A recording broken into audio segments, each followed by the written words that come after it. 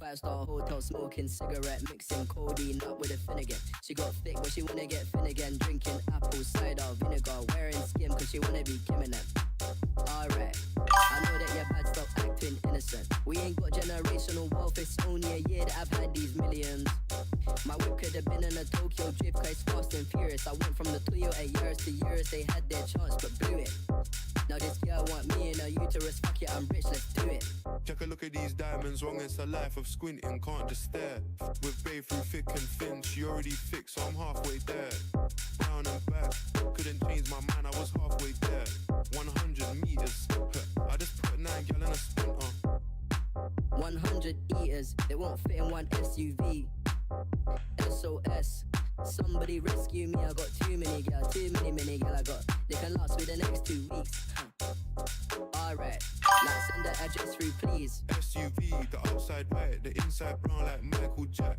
More time man bell and line and trap. Spin like I don't even like my stat. Pistol came on that Irish ferry, let go and it sound like a tap dance. The way that I bought, no yellow, the ref had to give me a black card. Who did what we're doing with rap? Man couldn't sell out his show after all them years of doing the cap. Sprinter, 2 gal in a van, inter. 2 man in my land, heard one of my things dating. P Diddy need 20% of whatever she bags. Outside, my head in my hands. I told her my name is Sense, you said no, the one on your birth certificate. Your boyfriend ran from the diamond test cause they weren't legitimate. She Turkish Cypriot, but her cur's Brazilian. I want her, I'm bro once her affiliate. I'm cheap, still at a chick like, yo, can I borrow you on Netflix? She a feminist, she think I'm sexist. Twisting my words, I think she dyslexic. Give me my space, I'm intergalactic. Before I give you my Insta password, I'll give you the pin to my Amex. Alright, this ain't stainless steel, it's platinum. Dinner table, I got manners. T-shirt tucked in napkin. Still loading, that's the caption. I've only amounted a minimal fraction. Eat good, I got indigestion. Best know in my hood, no aspirin. Can't get rid of my pain with aspirin. Dave just came in an Aston, I'm making that Maybach music. They're trying to insult my intelligence, sometimes I may act stupid. I never went uni, I've been on a campus selling cocaine to students. If bro let the drumstick beat, then some gon' leap, we ain't playing exclusives. Take a look at these diamonds, wrong, it's a life of squinting, can't just stare. With babe through thick and thin, she already fixed, so I'm halfway there. Brown and bad, couldn't change my mind, I was halfway there. 100 meters, I just put 9 gal in a sprinter. 100 eaters, they won't fit in one SUV. SOS, somebody rescue me, I got too many gal, too many gal I got. They can last me the next 2 weeks. Alright, like send the address through.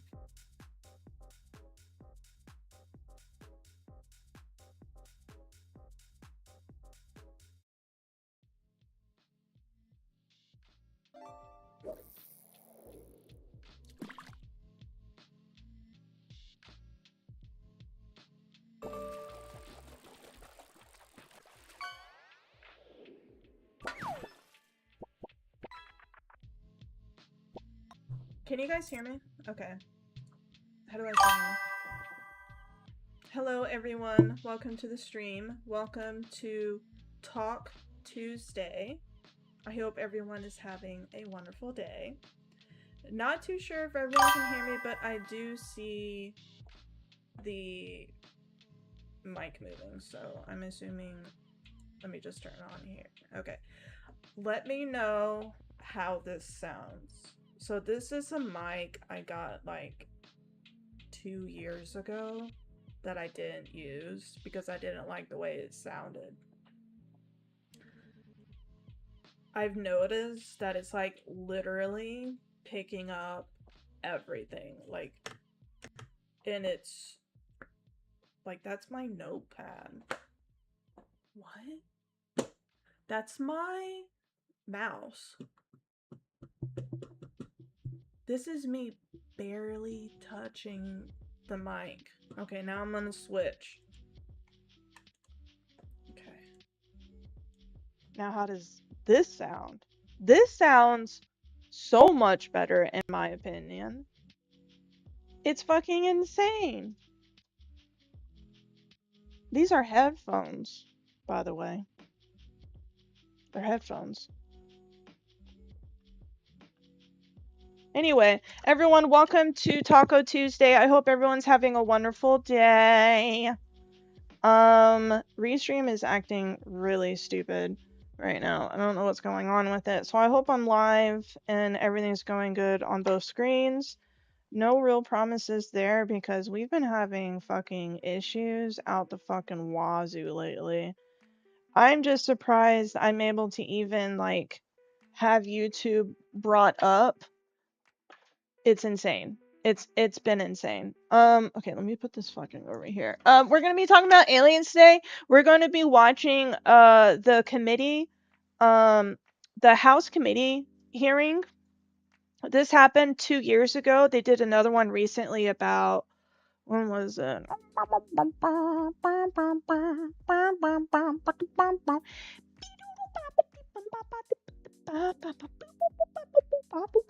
They did another one. Okay, here we go. They did another one. Where was it? I had it pulled up over here on this one. Let's put this over here. Okay. So this was the one from 2 years ago. This was the one from 9 months ago. So this one's one from 9 months ago. This one's one from 2 years ago. What's up, Smee? How are you?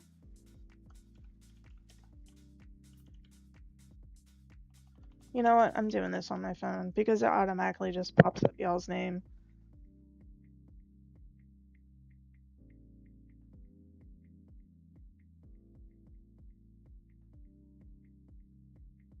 Or it used to. I guess I can just go fuck myself, right? Yeah. Like, what are we doing? You know? Get it together, Twitch.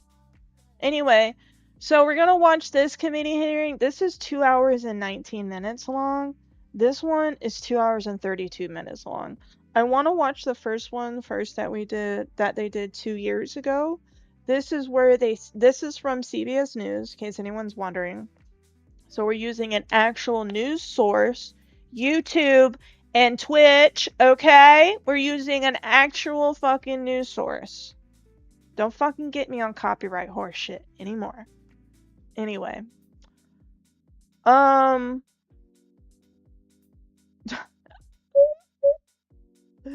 hilarious. Anyway, I was just reading that comment. I'm not used to people testifying at these committees actually answering questions directly. Big facts. So let's make this bigger so we can see everything.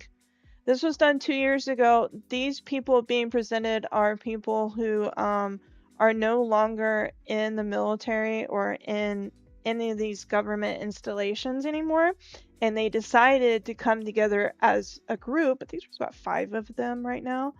And basically like, hey, aliens are real. We've known forever. So we're going to watch this, dissect it. I'm going to pause the music because we don't want to be hit with copyrights off. Anomalous phenomena, or UAPs, will come to order. Welcome, everyone. Without objection, the chair may declare a recess at any time. Additionally, without objection, the following members are waived onto the subcommittee for the purpose of participating in today's hearing: Mr. Burchett of Tennessee, Ms. Luna of Florida, Mr. Getz of Florida, Mr. Burleson of Missouri, Mrs. Ocasio-Cortez of New York, and Mr. Ogles of Tennessee. Without objection, so ordered.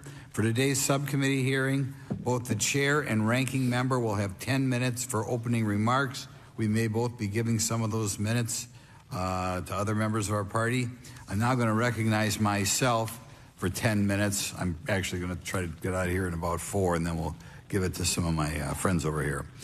Good morning and welcome to the most exciting subcommittee in Congress this week, the Subcommittee on National Security, the Border, and Foreign Affairs, for discussion of unidentified anomalous phenomenon. I'd like to thank the brave military pilots and personnel, such as the witnesses on the panel today, for sharing their stories on how they've engaged UAPs, which has brought attention to this matter. Curiosity and speculation from all walks of life have generated interest in studying what UAPs are and what threats they may pose. I will say that when I was younger in school, I Get read your a book, shit together, a CBS. 1966 book called Flying Saucers, Serious Business, and for a while, when I was a little bit younger, I thought it was the most important issue out there. The lack of transparency regarding UAPs, which was one of the themes of that book,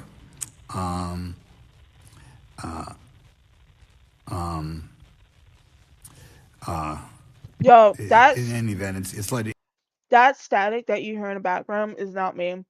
This is fucking video. It's CBS and their audio, and it sucks dick. Their audio always sucks dick. interest in studying what UAPs are and what threats they pose. The lack of transparency regarding UAPs has fueled wild speculation and debate for decades, eroding public trust in the very institutions that are meant to serve and protect them, as is evidenced by the large number of people we have here. I also want to point out in 1966, President Gerald Ford claimed to have seen a UFO, and in 1969 in Georgia, Jimmy Carter claimed to have seen a UFO. So this has led Congress to establish entities to examine UAPs. The National Defense Authorization Act of 2022 established the All-Domain Anomaly Resolution Office, or AARO, to conduct or to coordinate efforts. He said 2 presidents saw UFOs. I'm gonna look that up. I forgot the names. Jimmy Carter and Ronald Reagan. Okay. Sorry, I'm eating my protein bar for the morning. My wife got me these because I have a hard time eating in the mornings. When you go 8 years without not doing breakfast in the mornings because you gotta do like PT or something, or like sandwich or some crazy ass shit, work your ass off. Eating in the mornings is kind of like hard to do. Anyway, so I eat protein bars. I'm gonna shut the fuck up. So two of the presidents I saw was Jimmy Carter and Ronald Reagan. Jimmy Carter in 1969, before he became president, Carter watched a glowing, self-luminous ball of light that changed colors near Leary, Georgia.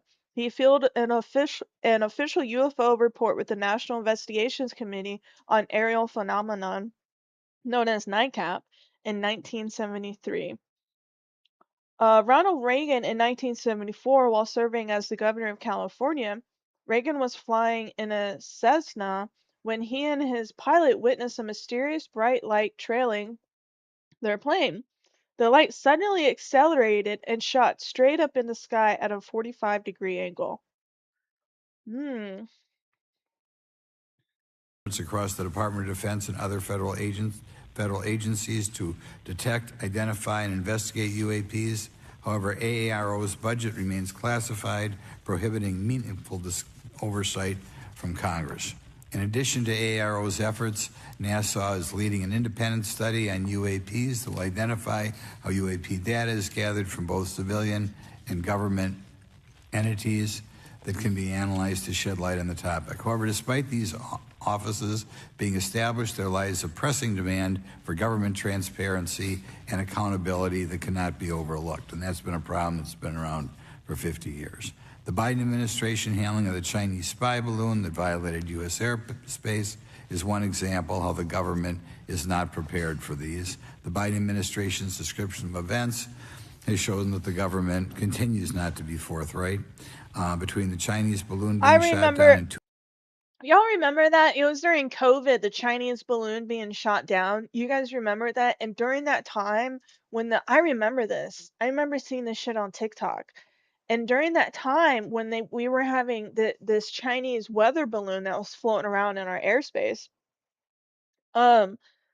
we were also seeing like people in different states were seeing different balls, like they looked like these black balls, and they would just float there, right?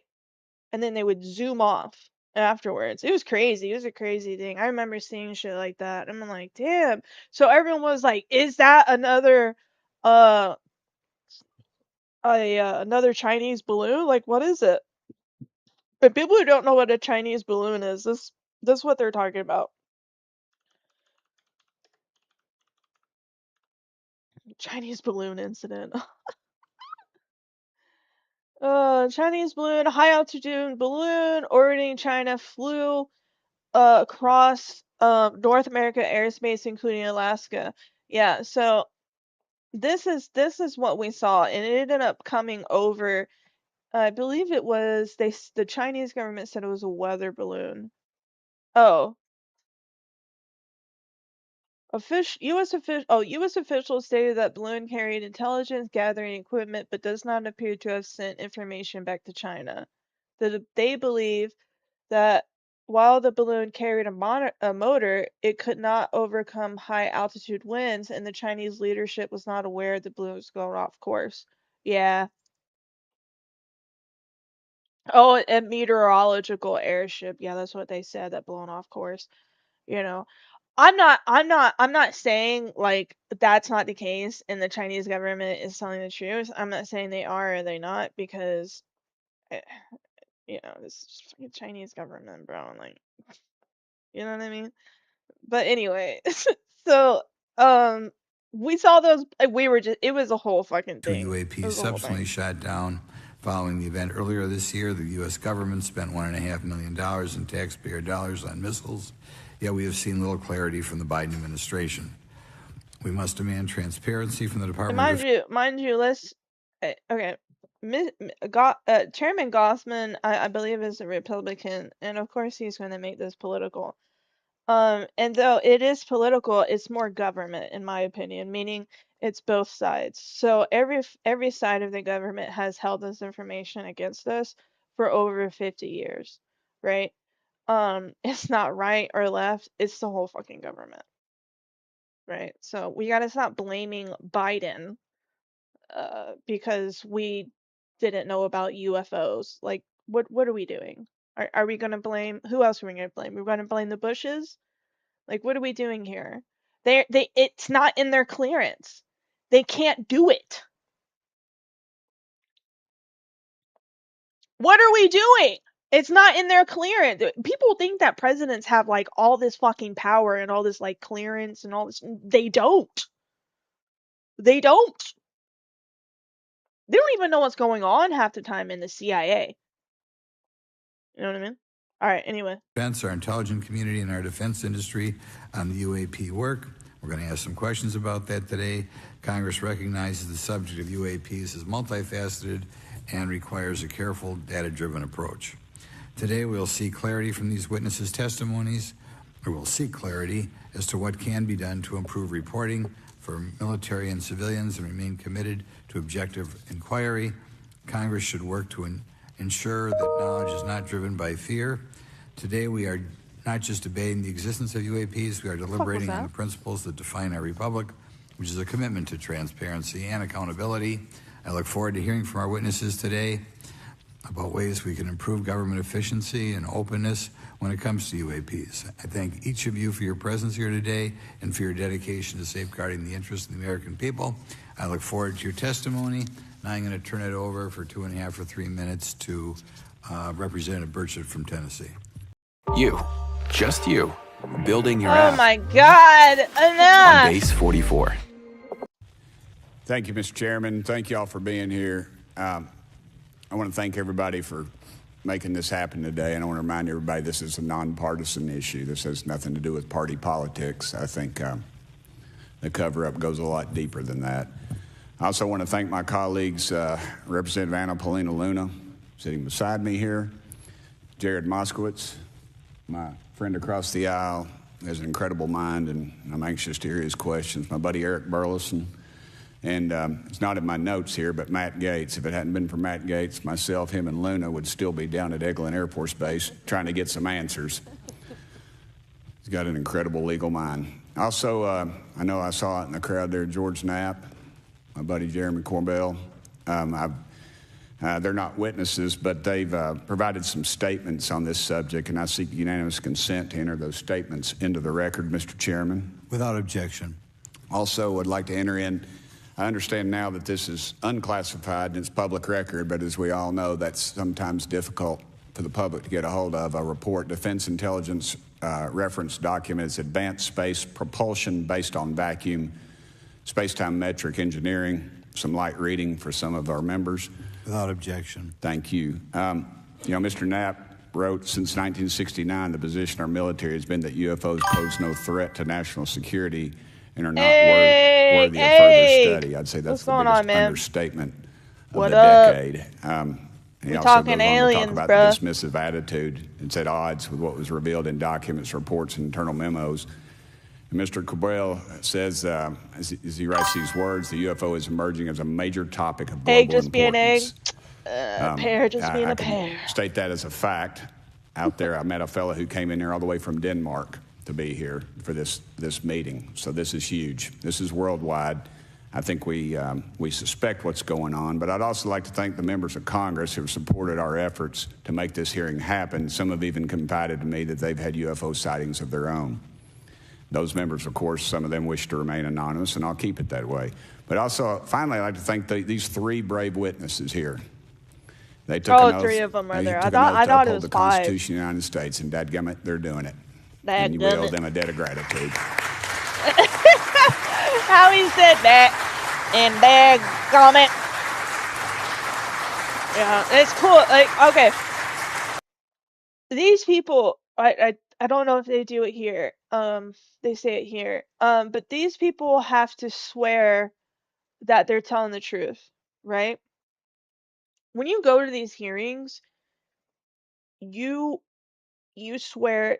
This is why government officials don't want to go to these type of things, is because you do have to swear under oath that everything you say is true.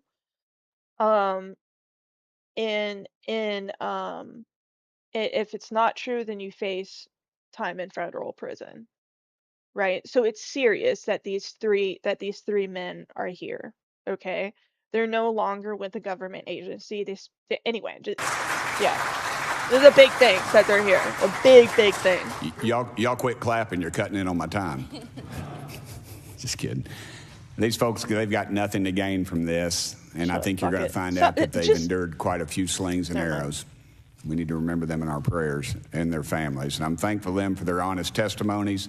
They have done interviews and appeared in documentaries like Accidental Truth to get their stories out there. And now they are all here to testify under oath for Congress. It's been so difficult to get here today. I said, in the Baptist church, we'd say that the devil's in our way. And the devil has been in our way through this thing. We've run into roadblocks from members, from the intelligence community, the Pentagon. I proposed legislation to go in the FAA reauthorization. The devil hasn't been in your way. The government, you have been in our way. If an airline pilot has a sighting, that when he makes that report to the FAA, that it would come to Congress. The devil's but been I was in told our that the way. intelligence community Everything did not but like take that, and the bill responsibility. was not even heard in committee. Fucking government officials. I think it's time for this country to take back our country. We need to tell the folks at the Pentagon they work for us. Dadgummit, we don't work for them. Dadgummit. And that's exactly the point. This is an issue of government transparency. We can't trust a government that does not trust its people. We're not bringing little green men or flying saucers into the hearing. Sorry to disappoint about half y'all. We're just going to get to the facts. We're going to uncover the cover-up, and I hope this is just the beginning of many more hearings and more people coming forward about this. And I yield back the remainder of my time. I think, is it to Representative Luna, Mr. Chairman, or is that? Yeah, we'll call Ms. Luna for her statement. The gold is real, but so is the danger. Come on, baby. The circumstances surrounding UAPs has captivated the attention of the American people for decades, ingrained in even the minds of our nation's leaders from Jimmy Carter to Barack Obama, Hillary Clinton to Donald Trump, Marco Rubio to Chuck Schumer, John Radcliffe to National Security Council officials. Yet from Roswell, New Mexico to the coast of Jacksonville, Florida, the sightings of UAPs have rarely been explained by the people who have firsthand accounts of these situations. This is largely due to the lack of transparency by our own government and the failure of our elected leaders to make good on their promises to release explanations and footage and mountains of overclassified documents that continue to be hidden from the American people. This isn't just how I feel. In fact, the American people largely believe that the government has actively covered up the truth about UAPs. One poll in particular found that 68% of Americans believe that the government is hiding information about UAPs and not being honest about what we know about them. And from my personal experience, I believe the same thing. Another poll found that nearly half Americans believe that the federal government is doing a very bad or somewhat bad job of dealing with reports of UFO sightings. As Representative Burchett just referenced on the FAA bill that just went through, you can tell that that's exactly happening. Considering the thousands of testimonies and videos taken on people's phones and eyewitnesses' accounts made by credible witnesses such as doctors, pilots, scientists, and active duty service members, it is unacceptable to continue to gaslight Americans into thinking that this is not happening or that the potential of intelligent life forms exists other than humans. Even more alarming is the fact that these eyewitnesses are many of times service members and have no assurance that their lives will not be negatively impacted or even harmed by their experiences. In being an active duty service member working on an airfield, I've had conversations with many pilots where they were in fear of coming forward for retribution and or being taken off flight status. How do we know this? Because the government has said nothing to assure us otherwise. They have also did nothing to calm the concerns of over 20% of Americans who have reported to have seen UFOs or UAPs. We are simply told not to question the government and that the government has it under control. Today is the first hearing of its kind where we will attempt to get down to the bottom of what is actually happening with UAPs. But we will hear from people who have had personal sightings rather than Pentagon bureaucrats who have always been sent to stonewall our investigations. Just so that the press knows and the people know, we were even denied access to a classified briefing in a SCIF prior to this hearing due to the amount of hoops that we had to jump through to grant temporary clearance to witness Grush, who has knowledge of classified information. It is time to have an open-minded discussion on this topic, to hear the evidence and understand the magnitude of what this means, not just for our nation, but for humanity. Thank you, Chairman. I yield back the rest of my time.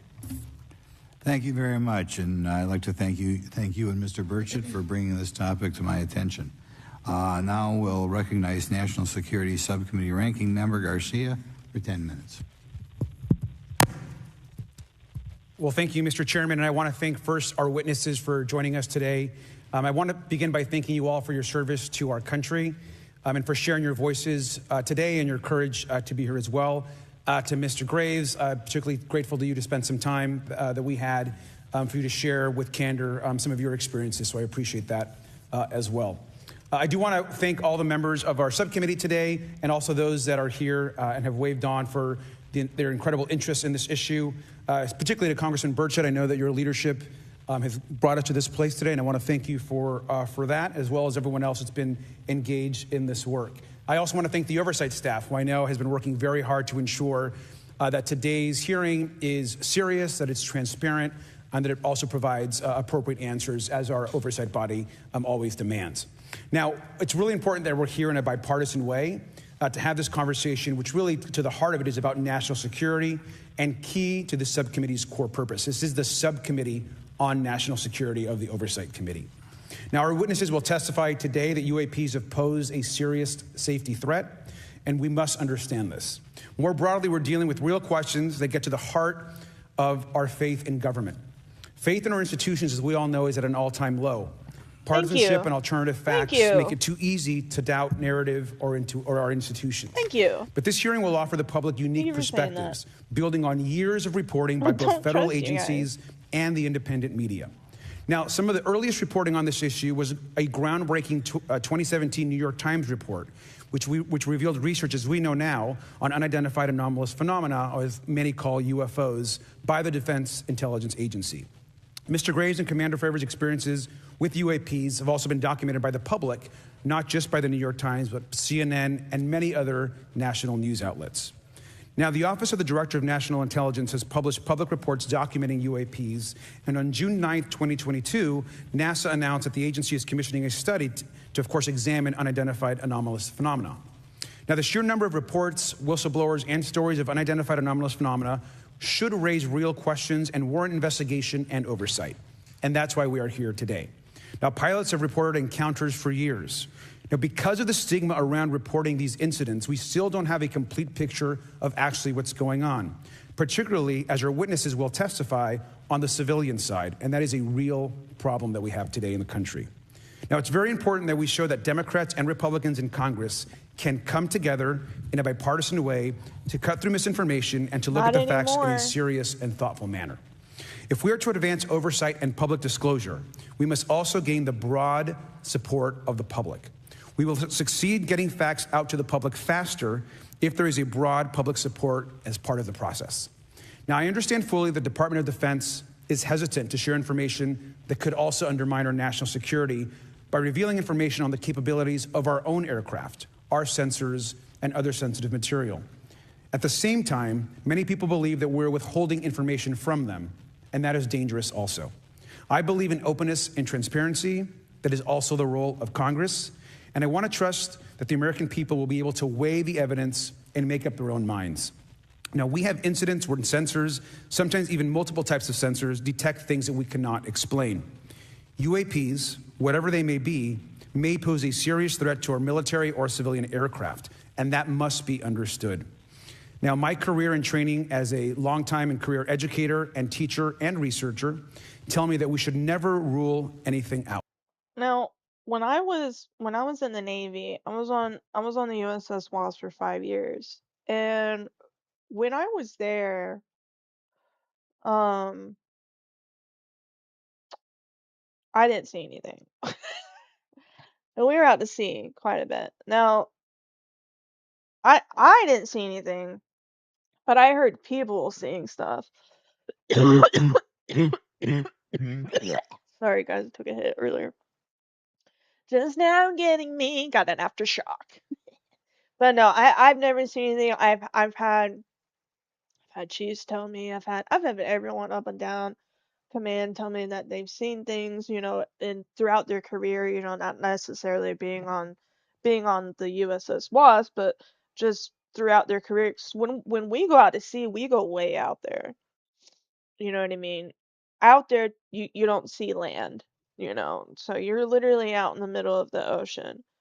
I'm not surprised people saw things. We know that our space, of course, is vast and undiscovered. I also want to note that Mr. Sean Kirkpatrick, director of the All-Domain Anomaly Resolution Office, the component of the DoD office that investigates UAP data, has testified before the Senate this year that his unit has found no evidence of extraterrestrial activity. NASA has also stated that they don't have evidence of extraterrestrial life either, and we've heard this, of course, from some of our government agencies. And we should remind viewers and witnesses, which I think is really important, that we also cannot share classified information in public settings. But questions, of course, remain that people want to see data and information for themselves. The enormous interest in the hearing today underscores the importance of a fair and open look at the evidence from witnesses who can share their unique perspectives. Now, I know I certainly have a lot of questions, and I know that all the members of our committee do as well.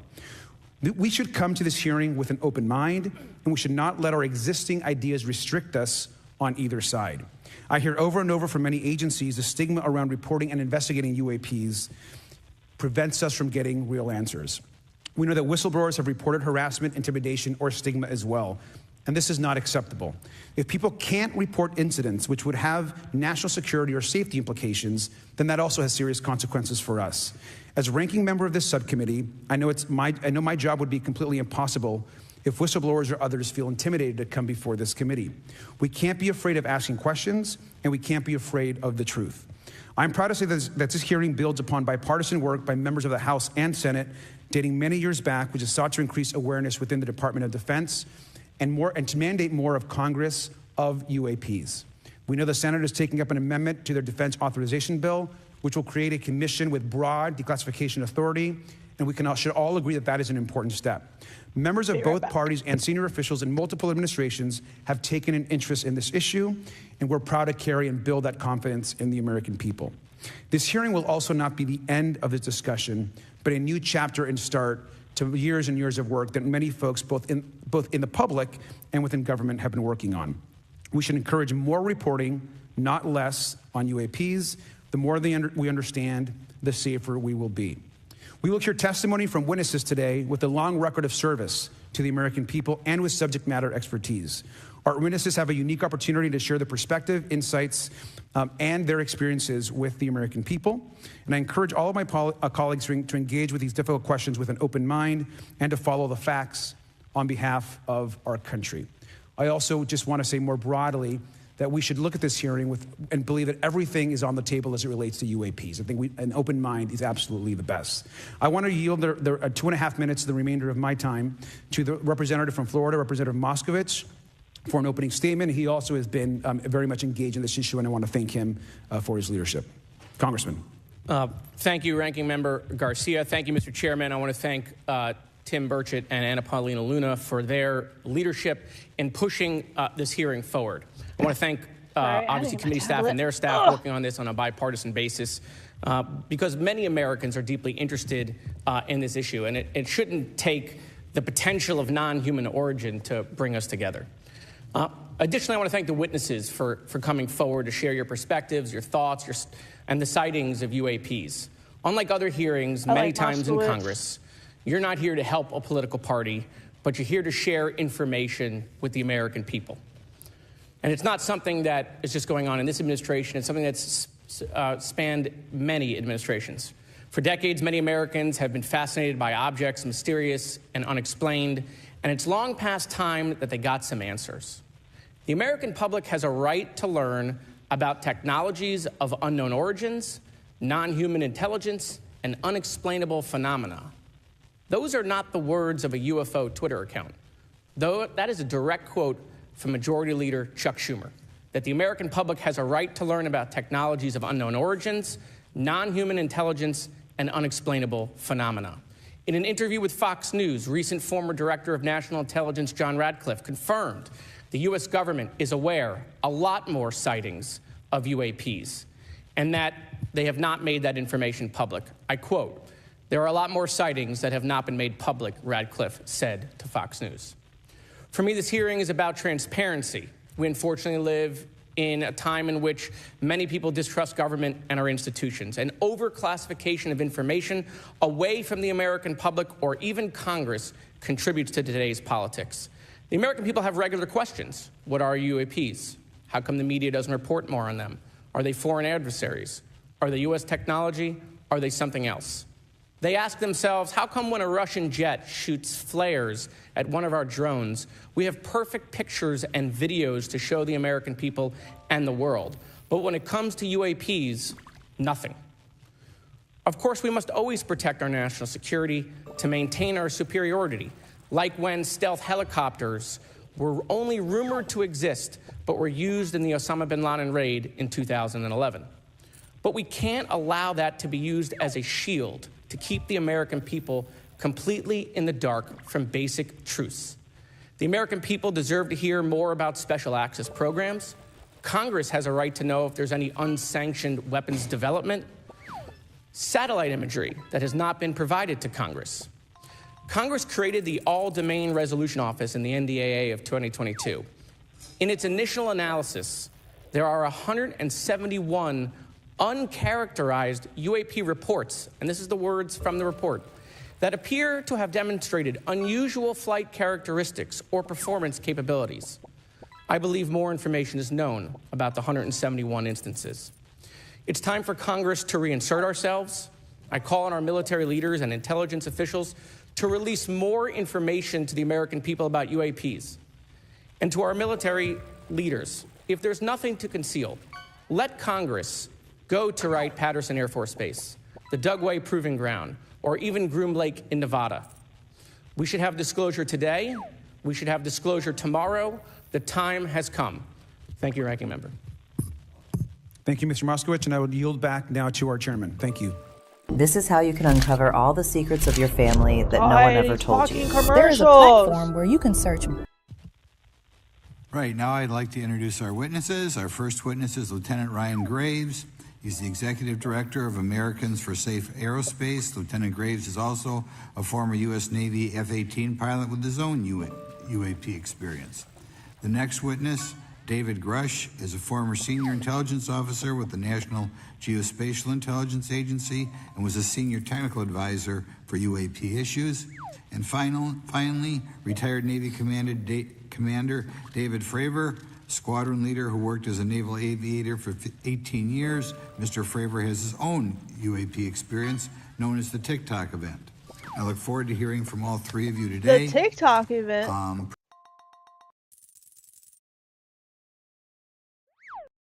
What the fuck is that?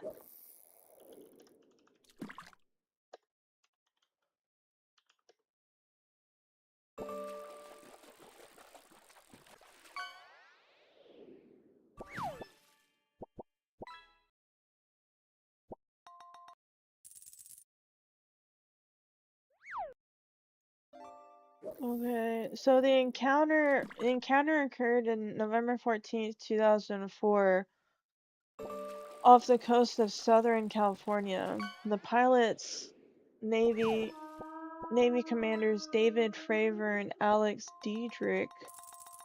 Oh, David Fravor right here. He's the guy. Okay. Oh, did I get something good? Oh my god, I got a blue whale! I've never gotten a blue whale before. I'm sorry, I'm really excited. Trying to get all the achievements with fish. That's what we're doing here. So what the object was a white oblong capsule-shaped craft, roughly 40 feet long.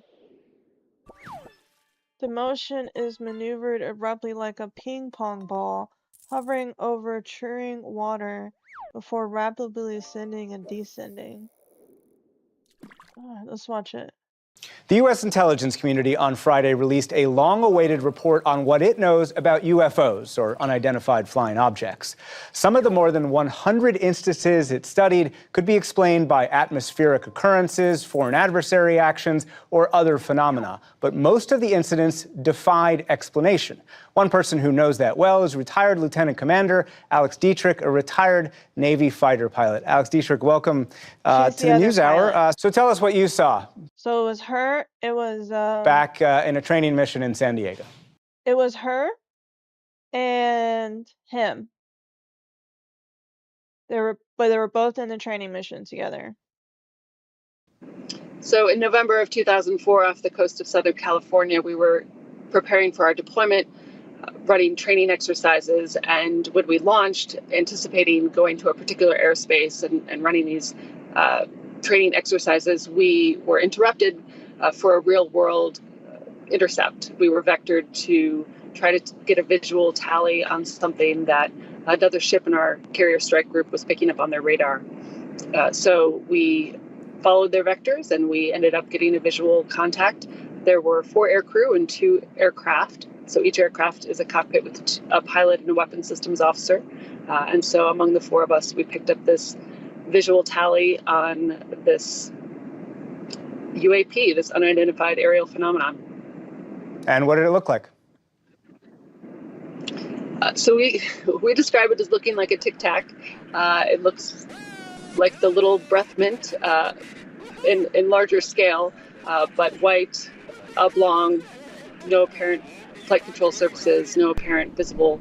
So again, this video was shot in 2004, the video itself. So this wasn't shot, recently in TikTok. TikTok has only been around for like, how long has it been TikTok? Like 6 or 7 years. So this video was released. Oh, look, this is 19.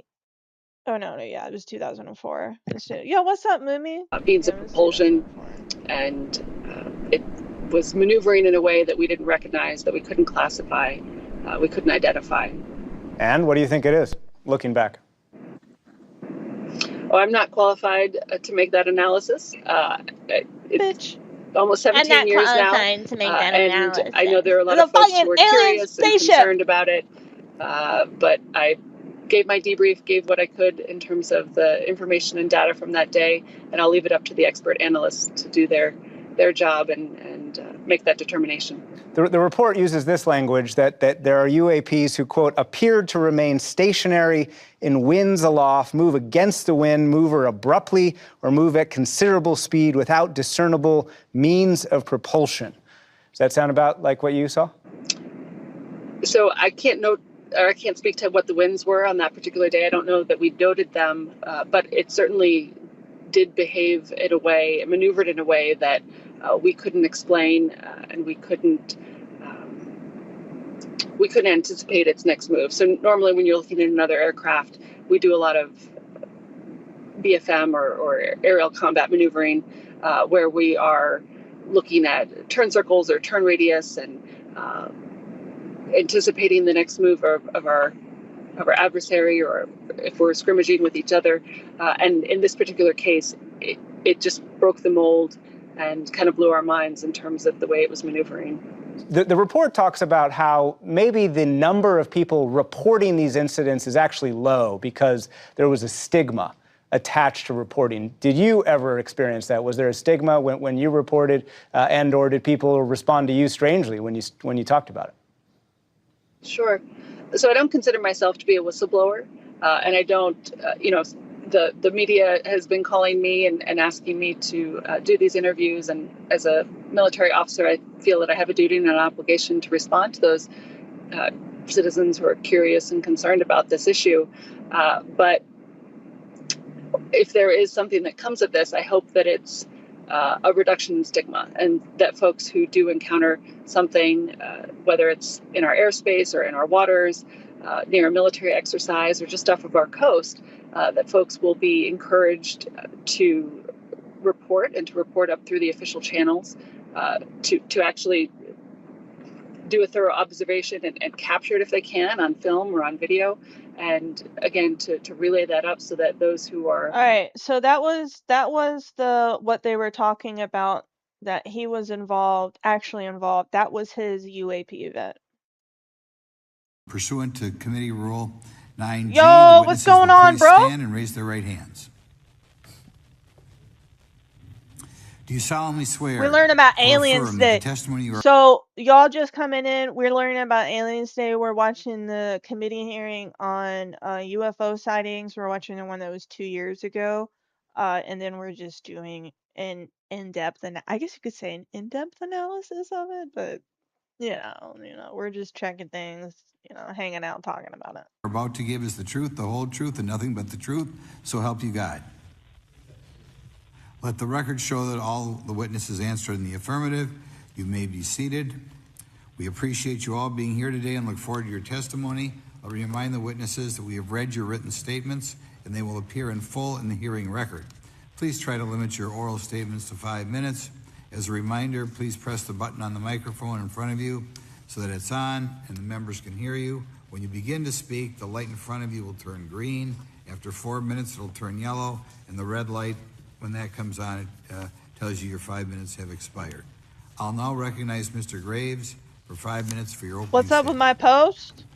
Thank you. Of my Pear face? Chairman Grothman, Ranking Member Garcia, I just want to post distinguished them members of the House because I find them Oversight funny. Subcommittee on National Security, Representatives Burchett and Luna. My name is Ryan Fobbs Graves, and I am a former F-18 pilot with a decade of service in the U.S. Navy, including 2 deployments in Operation Enduring Freedom and Operation Inherent Resolve. I have experienced advanced UAP firsthand, and I'm here to voice the concerns of more than 30 commercial aircrew and military veterans who have confided their similar encounters with me. Today, I would like to highlight 3 critical issues that demand our action. As we convene here, UAP are in our airspace, but they are grossly underreported. These sightings are not rare or isolated, they are routine. Military aircrew and commercial pilots, trained observers whose lives depend on accurate identification, are frequently witnessing I don't give a these fuck phenomena. what you said, bitch.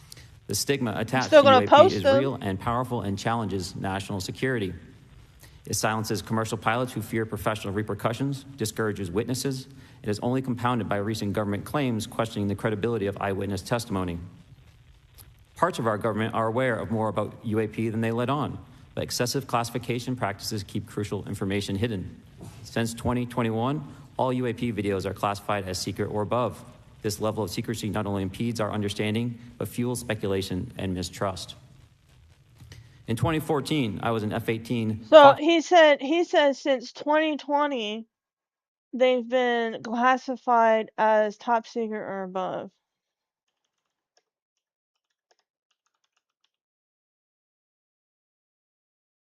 Okay, so TikTok started in 2017, 2016, 2018. When did the TikTok come to the US? 2018. So shortly after TikTok was created, they were like, yo, shit's happening. Foxtrot pilot in the Navy Fighter Attack Squadron Shit's 11, going the Red down. Rippers. And I was stationed at NAS Oceana in Virginia Beach. After upgrades were made to our jet's radar systems, we began detecting unknown objects operating in our airspace. At first, we assumed they were radar errors. But I'm soon, gonna we need began to CDS to correlate the get radar it tracks together. with multiple onboard sensors, including infrared systems, and eventually Whoever through is visual running ID. this, whoever's running this, something's going in and out. Something is plugging and unplugging in their computer, and I need them to get it the fuck together. I know, sure as shit, it ain't me. No, this shit ain't me, man. Oh my During a God. training mission in Warning Area Whiskey 72, 10 miles off the coast of Virginia Beach, two F-18 Super Hornets were split by a UAP. The object, This is described confusing because you gotta pay attention. as a dark gray or a black cube inside of a clear sphere, came within 50 feet of the lead aircraft and was estimated to be 5 to 15 feet in diameter. The mission commander terminated the flight immediately and returned to base. Our squadron submitted a safety report, but there was no official acknowledgement of the incident and no further mechanism to report the sightings. Soon, these encounters became so frequent that aircrew would discuss the risk of UAP as part of their regular pre-flight briefs. You say you can't remember your Oh childhood? my God. Yeah. Let me tell you something important. You can't remember most of your childhood. Recognizing the need for action and answers, I founded Americans for Safe Aerospace. The organization has since become a haven for UAP witnesses who were previously unspoken due to the absence of a safe intake process. More than 30 witnesses have come forward, and almost 5,000 Americans have joined us in the fight for transparency at safeaerospace.org. It's The majority fish. of witnesses are commercial pilots.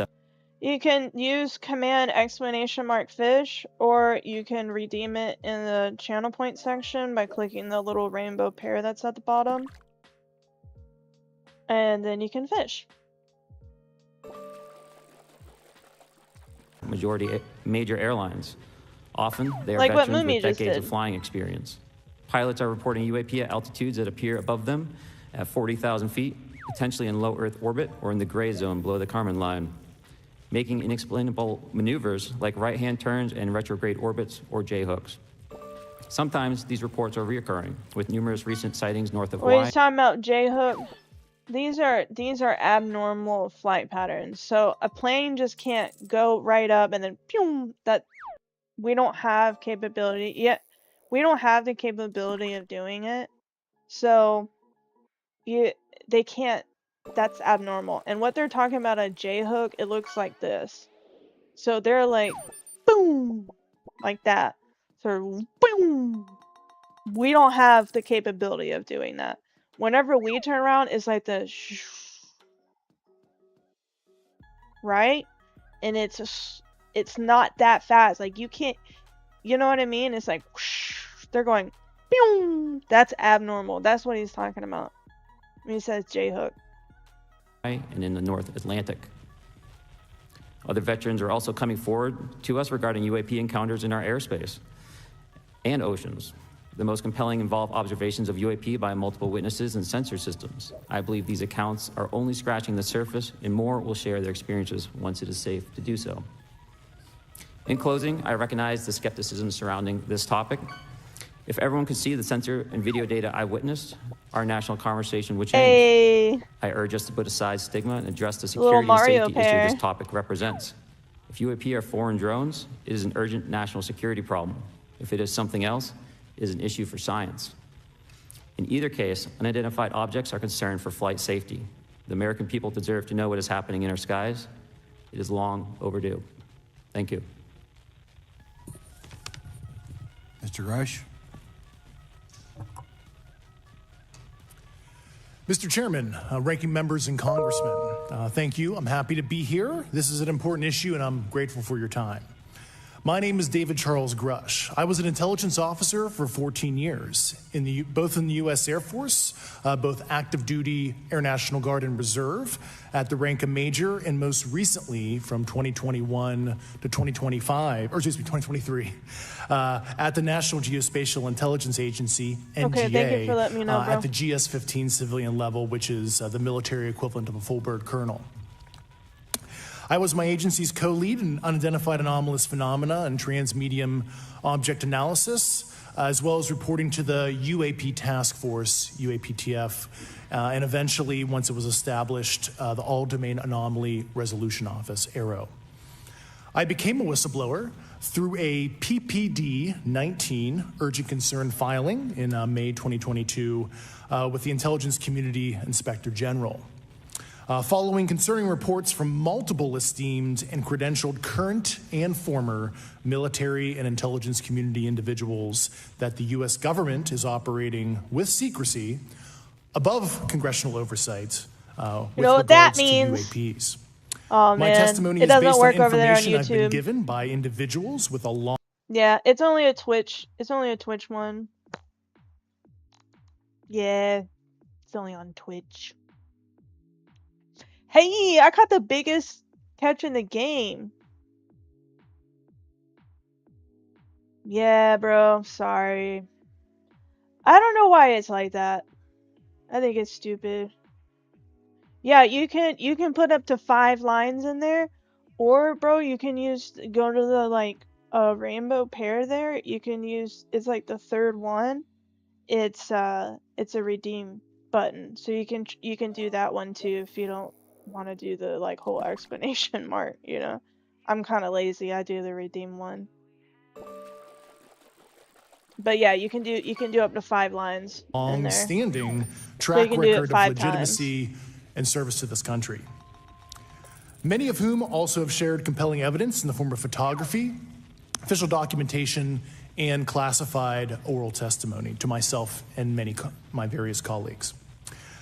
I have taken every step I can to corroborate this evidence over a period of 4 years while I was with the UAP task force and do my due diligence on the individual sharing it.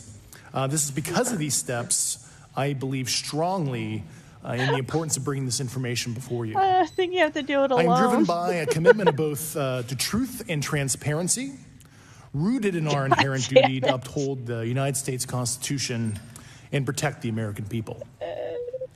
I'm asking Congress to hold our government to this standard and thoroughly investigate these claims. But as I stand here under oath now, I am speaking to the facts as I've been told them. Okay.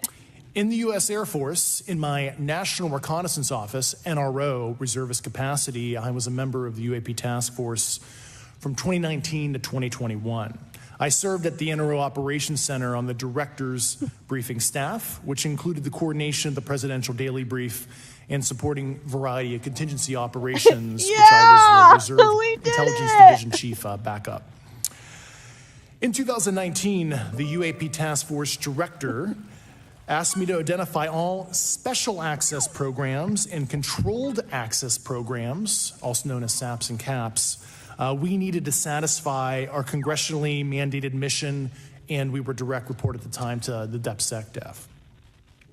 At the time, due to my extensive executive level intelligence support duties, I was cleared to literally all relevant compartments and in a position of extreme trust, both in my military and civilian capacities.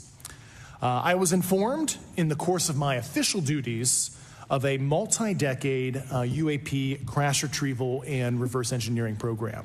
Yeah. To which I was denied access to those additional read-ons when I requested it.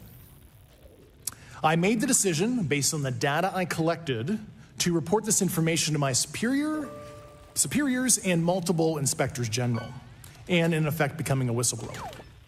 As you know, I've suffered retaliation for my decision, but I am hopeful that my actions will ultimately lead to a positive outcome of increased transparency. Thank you, and I'm happy to answer your questions. Thank you. Commander Fravor? Thank you. I Thank wish you, you Mr. would stop Chairman, chewing on his pen. Congressmen, Congresswomen. I want to first thank you for the invitation to speak to the committee on the UAP topic that has been in the news for the past 6 years and seems to be continuing to gain momentum. As you know, my name is David Fravor. I'm a retired commander in the United States Navy. In 2004, I was a commanding officer of Strike Fighter Squadron 41, the world-famous Black Aces. We were attached to Carrier Wing 11, stationed on board the USS Nimitz, and had begun a 2-month workup cycle off the coast of California. On this day, we were scheduled for a 2v2 air-to-air training with the USS Princeton as our control. When we launched off Nimitz, my wingman was joining up. We were told that the training was going to be suspended and we were going to proceed with real-world tasking. As we proceeded to the west, the air controller was counting down the range to an object that we were going to, and we were unaware of what we were going to see when we arrived. The controller had told us that these objects had been observed for over 2 weeks, coming down from over 80,000 feet, rapidly descending to 20,000 feet, hanging out for hours, and then going straight back up. For those who don't realize, above 80,000 feet is space. We arrived at the location at approximately 20,000 feet, and the controller called merge plot, which means that our radar blip was now in the same resolution cell as the contact. As we looked around, we noticed that we saw some whitewater off our right side. It's important to note that the weather on this day was as close to perfect as you could ask for off the coast of San Diego. Clear skies, light winds, calm seas, no whitecaps from waves. So the whitewater stood out in a large blue ocean. All 4 of us, because we were in F-18Fs, so we had pilots and Wizzo in the back seat, looked down saw a white tic-tac object with a longitudinal axis pointing north-south and moving very abruptly over the water like a ping-pong ball. There were no rotors, no rotor wash, or any sign of visible control surfaces like wings. As we started clockwise towards the object, my Wizzo and I decided to go down and take a closer look with the other aircraft staying in high cover to observe both us and the tic-tac. We proceeded around the circle about 90 degrees from the start of our descent, and the object suddenly shifted its longitudinal axis, aligned it with my aircraft, and began to climb. We continued down another 270 degrees, nose low, where the tic-tac, or we considered 270 degrees to where, and we went nose low to where the tic-tac would have been. Our altitude at this point was about 15,000 feet, and the tic-tac was about 12,000. As we pulled nose onto the object, within about a half mile of it, it rapidly accelerated in front of us and disappeared. Our wingman, roughly 8,000 feet above us, lost contact also. We immediately turned back to see where the whitewater was at, and it was gone also. So as we started to turn back towards the east, the controller came up and said, "Sir, you're not going to believe this, but that thing is at your cat point, roughly 60 miles away in less than a minute. You can calculate the speed." We returned to Nimitz. We were taking off our gear. We were talking to one of my crews that was getting ready. 60 miles in less than a minute. Bro, do you know how fucking fast that is? That's fast as fuck. Okay.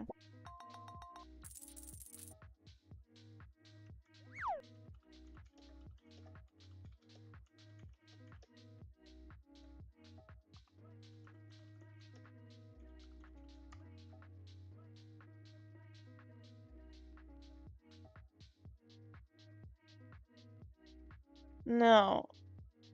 Traveling a mile in less than a minute. No.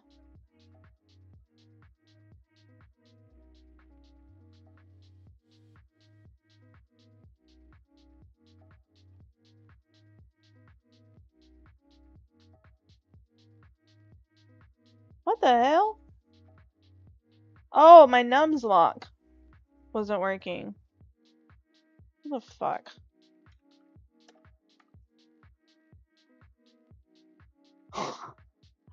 $3,600 miles per hour. Bro, I tried 4 times to fish 3 times. I tried 4 times, got fish 3 times. Bro, I just have no luck, man.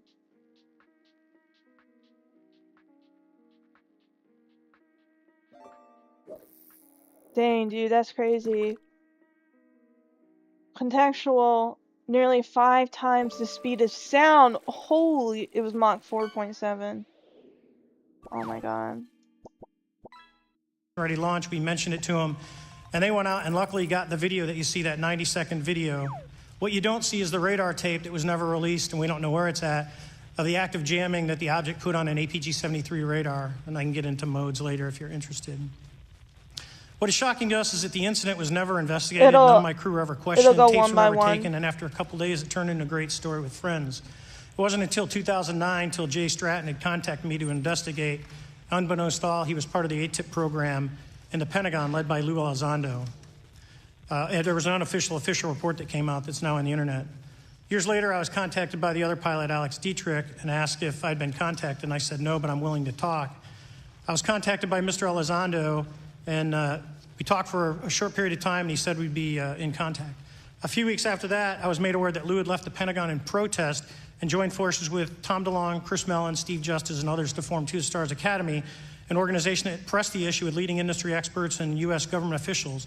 They worked with Leslie Keane, who is present today, Ralph Blumenthal, and Helene Cooper to publish the articles in the New York Times 2017 New York Times. And it removed the stigma on the topic of UFOs, which is why we're here today. Those articles open the door for the government and public that cannot be closed. It has led to an interest from our elected officials who are not focused on little green men, but figuring out where these craft are, where they're from, the technology they possess, how do they operate. It also led to the Whistleblower Protection Act and the NDAA. There are multiple witnesses coming forward to say that have firsthand knowledge, and Mr. Grush just covered that. What concerns me is that there's no oversight from our elected officials on anything associated with our government processing or working on craft. Believe not from this world.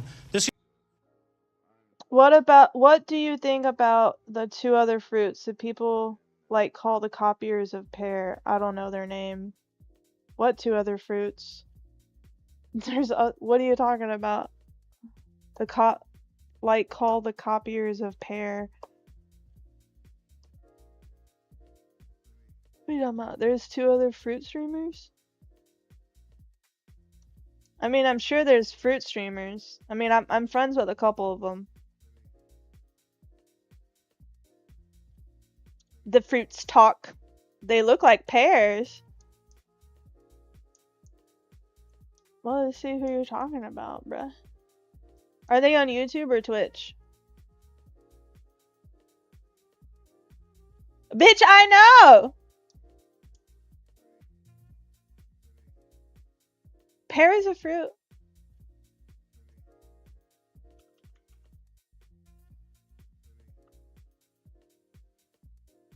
Well, there's this guy. I know this guy calls himself Pear. Even though this guy doesn't make any sense to me. He calls himself Pear, but goes on stream as a dinosaur. IRL fruits? Oh. Now, there's this guy. This is the original Pear. He's been around since, like, forever. He's the original Pear.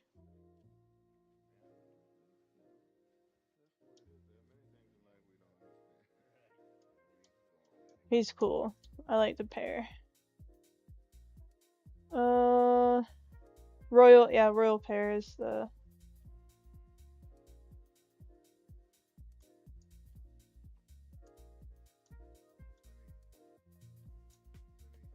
Pear vlogs.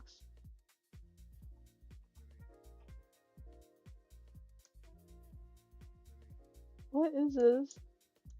Love Roblox? Earn Roblox digital gift cards with Microsoft Rewards. Oh my god. Look how pretty short hair is. Well, I love my long hair.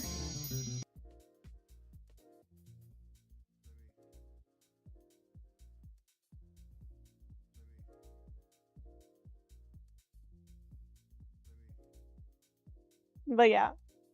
I don't know what you're talking about.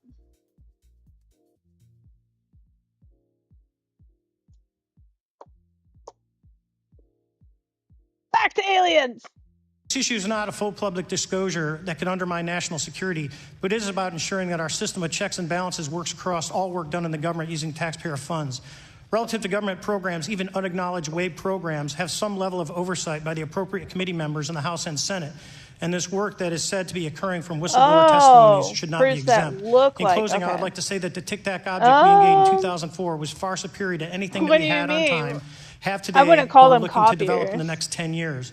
If we in fact have programs that possess this technology, it needs to have oversight from those people that the citizens of this great country elected in office to represent what is best for the United States and best for the citizens. I thank you for your time. Thank you very much. Thank you very much. I know it's very difficult for all of you, all you've done in the past to try to illuminate this issue. Calling myself first for some questions. I'm going to start with Mr. Graves. Are pilots that you interact with as part of your organization, do you feel adequately trained and briefed on how to handle encounters with UAPs? No. Right now, military witnesses to UAP have limited options for reporting UAP. But more concerning is that commercial aviation sector has not adapted to the lessons that the military has implemented. The military and Department of Defense has stated that UAP represent a critical aviation safety risk. We have not seen that same language being used in the commercial markets. They are not acknowledging this risk. Okay. What steps do you think you have to be taken to improve a pilot's UAP reporting, be it military or commercial? Right now, we need a system where pilots can report without fear of losing their jobs. There is a fear that the stigma associated with this topic is going to lead to professional repercussions, either through management or perhaps through their yearly physical check. So having a secure system, reducing the stigma, and making this available, this information available through the public is going to reduce maybe they want to be the us concerns and that they just aircrew have. Could you just give me a little idea of the degree to which reports in the past are not made public right now? Well, I don't think there has been a proper reporting system to gather those reports and thus not report them. So to answer your question, I think there is a dearth of data due to the fact that the reporting has been limited up to this time. Could you tell me why you believe it's, kind of to play the devil's advocate, a reason why some of this stuff should not be available to the public? There's certainly some national security concerns when we use our advanced sensors in our tactical jets to be able to identify these objects. However, there's no reason that the objects themselves would be classified. I would be curious to see how the security classification guideline actually spells out the different nuances of how this topic is classified from the perspective of UAP, not national security. I'll give you a follow-up on that. Assuming that there are reasons why not all this should be made public, this has been around for a long period of time. Can any of the three of you think of any reason why anything related to UAPs, say 15 years and back, should not be immediately made public? I think one of it is acknowledging a vulnerability, both from a collection and I'll just say a countermeasure perspective. So it's that we haven't cracked for many years. Yeah. Even say 20 years back. Is there any reason why, when you go back that far, things shouldn't be made public? Unless it shows a specific national security vulnerability as it relates to a weakness in a particular defense system. Okay, Mr. Fravor, the TikTok incident. They pregnant pairs with reptile body. Oh my God. In 2004. What kind of reporting took place after that incident? None. We had a standard debrief where the backseaters went down to our carrier intel center and briefed what had happened, and that was it. No one else talked to us, and I was in the top 20 in the battle group. No one came. The captain was aware, the admiral was aware, nothing was done. Your commanding officers provide any sort of justification? No, because I was the commanding officer of the squadron, so no. Was this incident the only UAP? He said, no, I was the commanding officer, bitch. Yes, it was. Okay. This is for any one of you. Based off of each of your experiences and observations, do you believe UAPs pose a potential threat to our national security? This game. What is this? You're not ready for it. What? Let me move my cup out of the way. Eve. Hey, let's fuck off my screen. We're learning about aliens. Yes, and here's why. The technology that we faced was far superior than anything that we had, and you could put that anywhere. If you had one, you captured one, you reverse engineered it, you got it to work. You're talking something that can go into space, go someplace, drop down in a matter of seconds, do whatever it wants, and leave. Okay, I get what you're saying now, bro. They need to stop taking my name and be just using it. You know what I mean? Look at this shit. Like, you know? I'm okay with people saying that I copied the OG Pear, because he was the OG Pear. Yeah. But you motherfuckers. and there's nothing we can do about Like, it. I don't understand the royal pear guy. Like, I'm not hating on him as a person or like his channel or anything. He's obviously very successful. But someone commented on my stuff and was like, "Oh, what do you think about the royal pear who also is a pear and does the same content?" I was like, "I don't know. I've never seen his stuff before." So then I look him up. I was like, "Oh yeah, I have seen some of his stuff." I was like, I wasn't really paying attention to his name. Just remember this dinosaur-looking thing, right? Yeah, for real. He is more OG. I never said he was. But I watched his video about his pear thing. I didn't finish it, the next part. So I need to look more into it, but I was like, we're not the same. I'm a pear, he's a dinosaur thing. I was like, we have the same name. You know? It's called Atropius from Pokemon. Okay. Like I don't know much about the new Pokemon, you know. But thanks for letting me know. I didn't know that. And yeah, he looks like he mainly does Minecraft and then like kind of like talk stuff like what we do and stuff, but mainly Minecraft it looks like. But yeah, I mean I like his stuff, but I was just very confused about that comment. I think a lot of times I just get rage baited and I just fall for it. Nothing. Okay. Yeah, he's a great YouTuber. I would also like to add, from a commercial aviation and military aviation perspective, we deal with uncertainty in our operating space as a matter of our professional actions. Identifying friend from foe is very important to us. And so when we have unidentified targets and we continue to ignore those due to a stigma or a fear of what it could be, that's an opening that our adversaries can take advantage of. What steps should be taken to better understand and respond to UAP encounters in the interest of national security? There needs to be a location where this information is centralized for processing, and there needs to be a two-way communication loop so the operators on the front end have a feedback and can get best practices on how to process information. I don't know if he'll see my name if I followed him or not, because if he'll notice it, because my name says Pear, but I highly doubt it. I want to find the rest of that video, him talking about how he got his thing, because I watched the first part, but I didn't see the second part.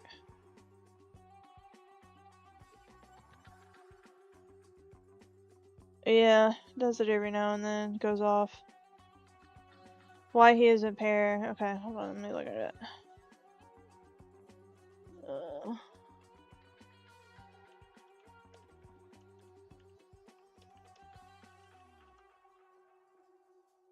How I found my name. Oh, let's watch this one. Why did I choose the name Royal Pear? Well, a long time ago when I decided I wanted to start streaming, I realized that I needed a cool username. And after thinking on it for about a day, I came up with two options.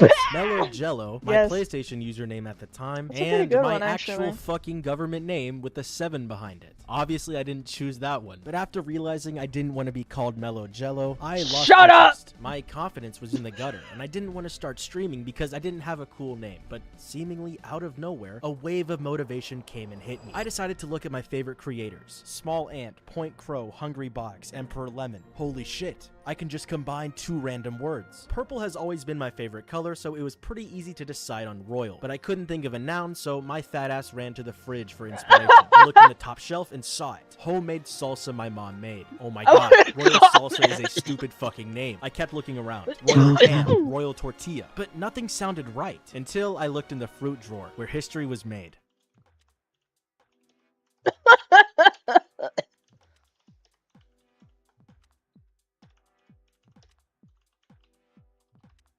What the hell? Can I fucking type, bro?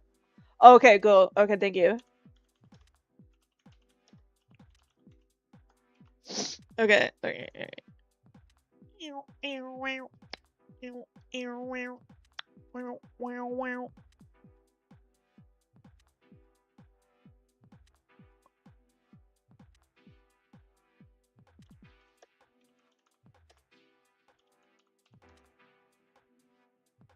Okay, yeah, I watched this one. So I have a secret that not very many people know about, and it has to do with my mascot. Basically, this mascot technically isn't my actual mascot, and I'll explain why. In 2020, I started on Twitch under the name Royal Pear Gaming, and my avatar was this. This is not a joke. However, about a month into streaming, I realized I wanted to take it more seriously, so I paid a guy on Fiverr to make me an avatar. I ended up getting this. First mistake. The crown wasn't even done, and when I've made I asked that him to mistake finish also. it, he deleted his account. And because I was broke, I was forced to use this abomination every time I streamed for a couple of months. Until Twitch paid me, when I went right back to Fiverr and bought another avatar. When I got this. It's not that bad, but the face just makes me feel so uncomfortable. So I waited a few more months and bought another avatar. But this time, it was perfect. Everything looked full of energy and the colors were vibrant. There was a robe that I didn't even ask for, yet it fit so well. And the crown, each gem had enough detail than any of the other designs combined. The story of why I dropped this for the Tropius profile pic is an interesting one, but I'm out of time, so subscribe if you want to see that. Oh yeah, that's where it ended.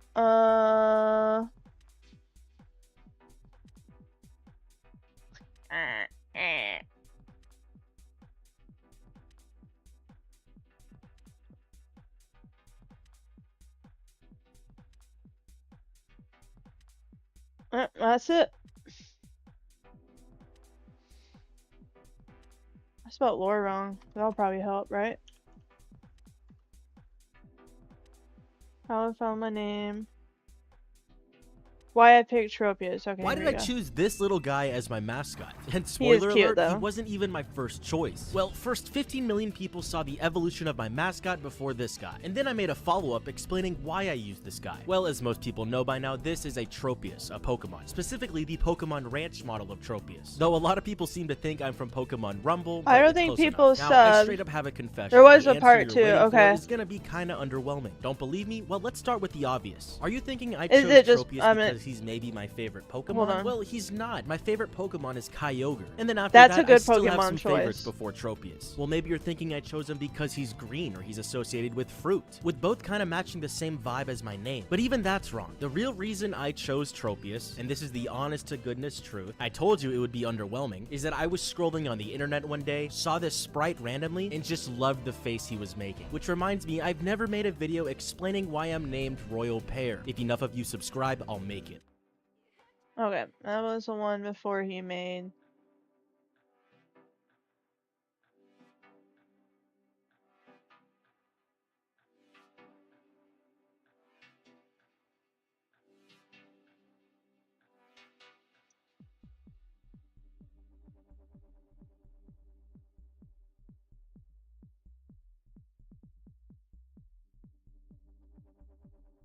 Okay, hold on.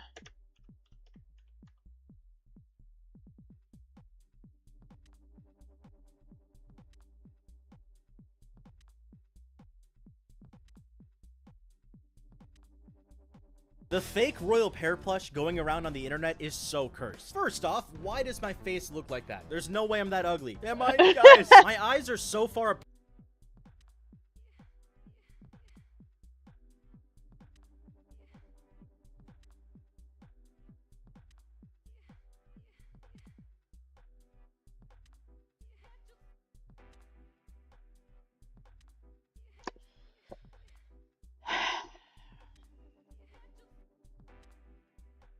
Yeah, you never did a part 2.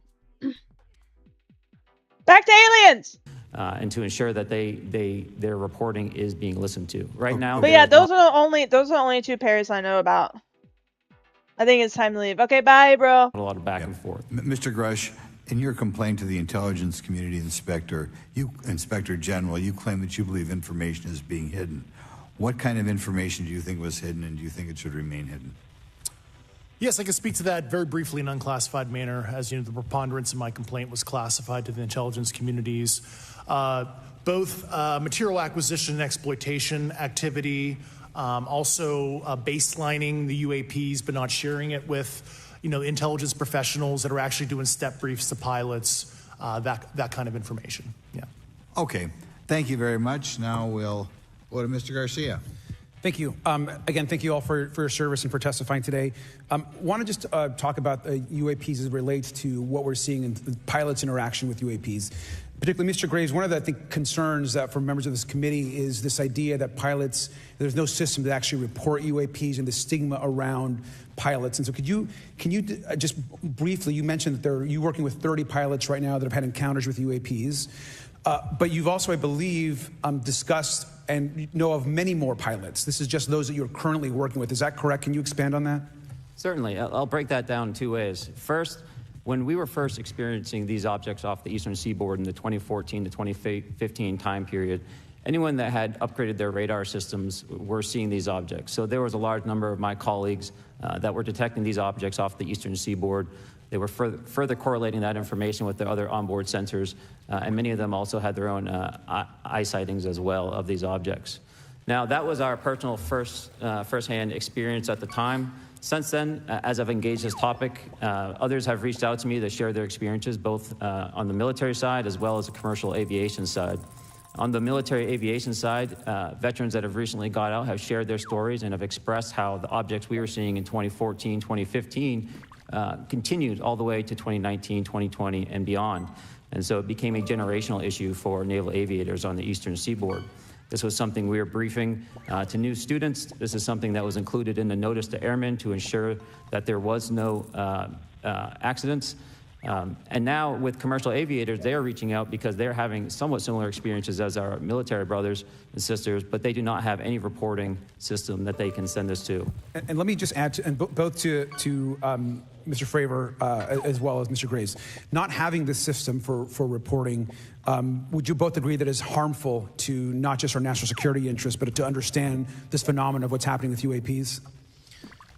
I think it's actually a travesty that we don't have a system to correlate this and actually investigate.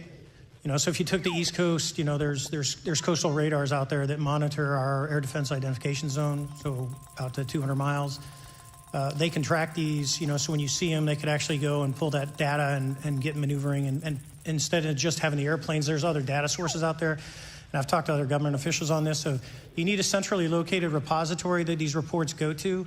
So if you just stuck it in DOD, you wouldn't get anything out of the Intelligence Committee because they have a tendency not to talk. But if you had a central location where these reports would come in, not just military, but also commercial aviation, because there's a lot of that going on, especially if you talk to anyone that flies from here to Hawaii over the Pacific, they see lights. So I think you need to develop something that allows you a central point to collect the data in order to investigate. Mr. Graves? Whoa. What's that? I just built a budgeting app in Base 44. Guys. I would concur with everything Mr. Fravor said. I'll continue to say that the commercial pilots that have reached out to me through Americans for Safe Aerospace are doing so because they don't feel there's another way for them to report this safety issue. And I think one of the clear outcomes of this hearing already is that there has to be a safe and transparent reporting process for pilots, both on the commercial side and the military side, to be able to report UAPs in a way that's also transparent, but also understands the scope of our national security interests and what may be classified or not. But I think there has to be some sort of system. And so that's something that I hope can be an outcome that this committee can work on. Is there anything else for the two of you briefly beyond this reporting system that you think that we can do as a government to encourage and facilitate more civilian reporting? We're doing it right now. Okay, great. I think this hearing is going to show the American people that their government takes this topic seriously. And how about civilians that may not be pilots? What kind of process could be in place for civilians who are not pilots, who may have UAP encounters? Do either of you have any suggestions that could facilitate that? My recommendations would be to make that a sensor-centric operation in order to make it as objective as possible. Okay. Sir, Mr. Fravor? No, I agree with Mr. Graves on that. Okay. Just briefly, I also just want to note, particularly for the two pilots, and I have a question for Mr. Grush. One of the things that I found fascinating in our discussion, Mr. Graves, last night as well, is that you both described UAPs and formations and the way they are observed in space or in our air, and the way that they move is essentially ways in which current technology or aircraft that we know of are unable to actually function or move. Yeah. And so will you just, for the public record, again, once again, briefly, just either describe or note that aircraft that are being witnessed, particularly by the 30 folks that you're working with, are essentially outside the scope of anything that we know of today and the technology we have today. Mr. Graves, Mr. Fravor? Yes, the objects that are being seen by commercial pilots are performing maneuvers that are unexplainable due to our current understanding of our technology and our capabilities as a country, and that applies for the military as well. Mr. Ferrer? Yeah, I concur with that. We have nothing that can stop in midair and go the other direction, nor do we have anything that can, like in our situation, come down from space, hang out for 3 hours, and go back up. Thank you. My last question, and sometimes I know that you have also said some of these answers in the past, but we're trying to get them on the public record as well, which is really important. Mr. Gresh, finally, do you believe that our government is in possession of UAPs? Absolutely, based on interviewing over 40 witnesses over 4 years. And where? I know the exact locations, and those locations were provided to the Inspector General and some of which to the intelligence committees. I actually had the people with the firsthand knowledge provide a protected disclosure to the Inspector General. Thank you. And Mr. Chairman, I would just say that I think that these questions are important questions, and I look forward to being involved in the process to get those answered. I know there'll be a lot of questions from other committee members, so I yield back. Thank you. We'll go to Mr. Burchett himself. Thank you, Mr. Chairman. Thank you, Mr. Garcia. I would like to have you on my legislation to do just that, on the reporting, and we'll get together on that. Maybe you can be my co-sponsor on that. That'd be really cool. Thank you for those great questions. Mr. Graves, again, I'd like to know, how do you know that these were not our aircraft? Some of the behaviors that we saw in a working area, we would see these objects being at 0.0 Mach, that's 0 airspeed, over certain pieces of the ground. So what that means, just like a river, if you throw a bobber in, it's going to float downstream. These objects were staying completely stationary in Category 4 hurricane winds. These same objects would then accelerate to supersonic speeds, 1.1, 1.2 Mach, and they would do so in very erratic and quick behaviors that I don't have an explanation for. Okay. Have you spoken to commercial and military pilots that have seen these off of our East Coast? I have. Okay. Mr. Favor, I noticed that in the Tic Tac video, it's Tic Tac like the candy, not TikTok like the Chinese Communist app. That's correct. Yes, sir. I just want to make that. I've always hated this man. Not like the communist app. Shut up. Because my daughter corrected me on that and called me a boomer and said, "Hey, boomer," and I said, "No, baby, it's Tic Tac like the candy. You're gonna have to just look it up." And but now I would also like to say today is a day of many firsts. It's a miracle that we're having this meeting, and it's also a miracle that my wife has put up with me for 9 years today. Today is my anniversary, so I want to tell my wife happy anniversary and that I love her very much. As she likes to say, this 9 years have been the best 2 years of her life. So, thank you. Mr. Favor, what astonished you the most about the flight capabilities of these Tic Tac, very briefly? The performance. Absolute performance. It was... And you're not aware of any other objects that anybody in the world has, in this world, that has those capabilities? No, I think it's far beyond actually our material science that we currently possess. Are you aware of any other reconnaissance platforms that have tracked or recorded the Tic Tac's maneuvers, maybe the NORAD system or any of the others? I am not. Okay. Mr. Grush, thank you for being here, brother. Thank you all very much. Have you faced any retaliation or reprisals for any of your testimony or anything on these lines? Yeah, I have to be careful what I say in detail because there is an open whistleblower reprisal investigation on my behalf, and I don't want to compromise that investigation by providing anything that may help provide somebody information. But it was very brutal and very unfortunate, some of the tactics they used to hurt me both professionally and personally, to be quite frank. Yeah. It's very unfortunate. As they say, when you're over the target, that's when they do the most firing at you. Do you have any personal knowledge of people who have been harmed or injured in efforts to cover up or conceal these extraterrestrial technology? Yes. Personally. Have anyone been murdered that you would that you know of or have heard of, I guess? I have to be careful asking that question. I directed people with that knowledge to the appropriate authorities. Maybe in a if we could get in a confidential area, SCIF, we could talk about that. But unfortunately, we were denied access the skiff. Yeah. So if you're denied access, you can't talk about it. You can't say for a fact that those people were um those people were you know, killed. Then I don't know. It says a lot, bro. It really does.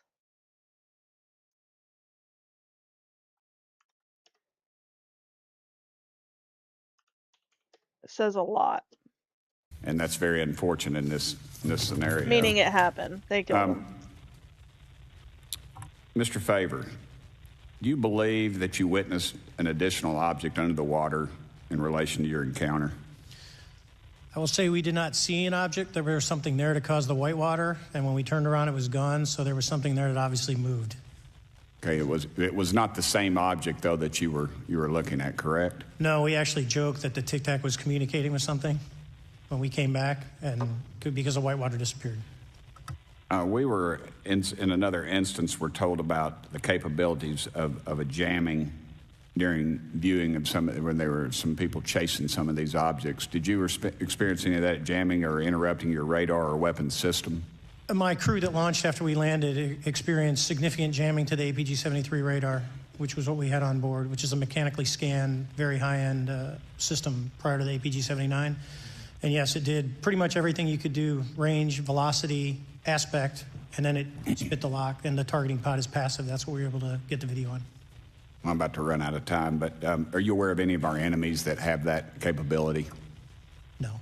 No. Okay, I would also like to note for the record that, like And George Knapp, what's breaking crazy Area 51. is that they've gotten in contact with like our enemies and stuff, like Russia, China, even North Korea. I'm like, yo, is this you guys? And they're like, bro, we don't know what the fuck this is. Here's what we've seen. And they'll share information with us, right?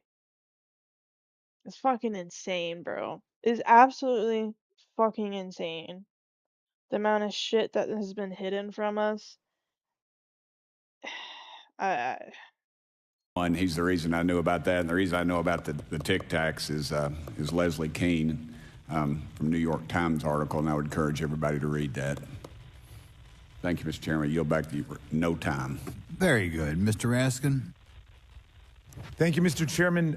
Mr. Graves, you reported UAP encounters during training flights, I think, and have since come forward to warn the Pentagon that these encounters may be putting pilots at risk. My first question is, you've identified these as taking place on the East Coast. Is it just on the East Coast where these encounters have been reported?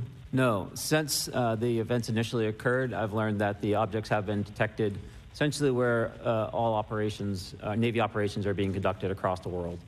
And that's from the All-Domain Anomaly Resolutions Office reporting. All right, can you describe your experience after you decided to come forward and go public with your experience? Certainly. Like many others, in 2017, I saw the New York Times article come out as well.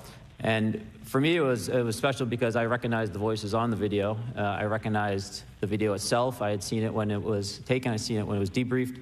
And so that was kind of shook me because I realized that this problem was still ongoing. And so I reached out to colleagues back on the East Coast and realized that this was still a safety risk that they were dealing with, that they had essentially hit a wall with how they could move forward on this conversation.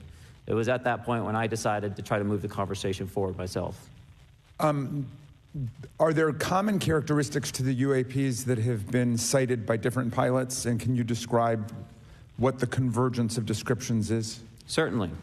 We were primarily seeing dark gray or black cubes inside of a clear sphere. I'm sorry, dark gray or black cubes? Yes, inside of a clear sphere, where the apex or tips of the cube were touching the inside of that sphere. And that was primarily what was being reported when we were able to gain a visual tally of these objects. And that occurred over almost 8 years. And as far as I know, it's still occurring. I dare you to let me build you a completely free e-commerce store. I take it that you're arguing what we need is real transparency in a reporting system so we can get some clarity on what's going on out there, because there are many pilots in your situation, but we should have a way of developing a systematic inventory of all of such encounters. Is that right? Yes, and I think we need both transparency and the reporting. We have the reporting, but we need to make sure that information can be promulgated to commercial aviation as well as the rest of the populace. Mr. Grush, what about you? What was your experience after you came forward? Well, it's only been about 2 months or so I guess my experience has been overwhelming support from former colleagues of mine that have privately messaged me, and I do appreciate that. But I do have knowledge of active planned reprisal activity against myself and other colleagues, and it's very, very upsetting to me. Coming from where? Certain senior leadership at previous agencies I was associated with. And that's all I'll say publicly, but I can provide more details in a closed environment. Okay. Well, I hope you understand that there would be bipartisan rejection of any attempt to vilify, demonize, or engage in other reprisals against our witnesses and people who are telling the truth from their perspective. Yeah, there were certain colleagues of mine that were brutally administratively attacked, and it actually makes me very upset as a leader to see that happen to other coworkers and actually superiors of mine over the last 3 years. How do you account for that response? That seems like a bizarre response. I call it administrative terrorism. That's their quiver, their tool in the toolbox to silence people, especially the career government service cares about their career, cares about their clearance, their reputation to climb the ladder. And when you threaten that career path, a lot of people back off. But I'm here to represent those people. So, Mr. Fravor, what about you? What has your experience been since you've come forward with your perspective on this? Actually, I've been treated very well. And the 6 people that were involved, myself included, all of them have or will be retiring from the military as 05s or 06s. And all my friends that are very senior, 3 and 4 stars, I've talked to them. They believe, they understand there's a problem, but no, I was actually treated really well. And what is your general interpretation of these phenomena, or what is your current thinking of trying to make sense of them? Well, I'll say, I'm not like a UFO fanatic. It's not me. But I will tell you that what we saw with 4 sets of eyes over a 5-minute period, still, we have nothing close to it. It was amazing to see. I told my buddy I wanted to fly it, but yeah, it's just an incredible technology. All right, Mr. Chairman, thank you very much. I'll yield back to you. Thanks. On to Ms. Luna. Mr. Grush, in speaking to you yesterday, I just wanted to follow up on Representative Raskin's questions. In the last couple of years, have you had incidences that have caused you to be in fear for your life for addressing these issues? Yes, personally. Okay. Yeah. I just want everyone to note that he's coming forward in fear of his life. To put in perspective, if they were really not scared about this information coming out, why would someone be intimidated like that? To your knowledge, are NHIs working with adversarial foreign governments in either technology exchange programs or back engineering programs? I don't have data on that. I'm not sure. Have you heard or you had people come forward to present that evidence? Not that particular evidence that you just espoused. Okay, on the 19th of April, Dr. Kirkpatrick, head of Aero, had said that he did not find any evidence of UAPs. You also stated that you had, in your interview, that you had briefed him on information that you were uncovering, but that he did not follow up with you. Were the items that you divulged to him pertinent to national security? Yes, him and I had a classified conversation in April 2022 before he took over Aero in July 2022, and I provided him some concerns I had. Do you know why he might not have followed up with you? Unfortunately, I cannot read his mind. I wish he did. I was happy to give sage counsel to him on where to look when he took the helm of Aero. Okay, and then my last question for you before I move to Mr. Graves is you received prior approval from the Defense Department to speak on certain issues, correct? Correct, through DOPSR, DoD Pre-Publication and Security Review. And I just want to remind the public, they're just looking from a security perspective. These are my own personal views and opinions, not the department's. Okay, I'm asking that, though, mainly because I think that there are many people that would like to discredit you. So it does bring a certain amount of credibility to your testimony. I'm required by law to do that as a former intelligence officer, or I go to jail for revealing classified information. Yeah, we don't want you to go to jail. My next question would actually be for Mr. Graves. Can you please explain to me in detail the event that occurred at Vandenberg Air Force Base? Certainly.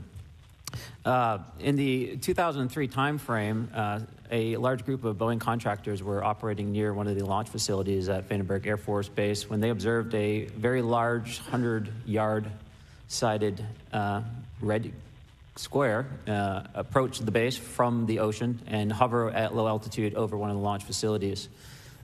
This object remained for about 45 seconds or so before darting off over the mountains. There was a similar event within 24 hours later in the evening. This was a morning event, I believe 8:45 in the morning. Later in the evening, post-sunset, there were reports of other sightings on base, including some aggressive behaviors.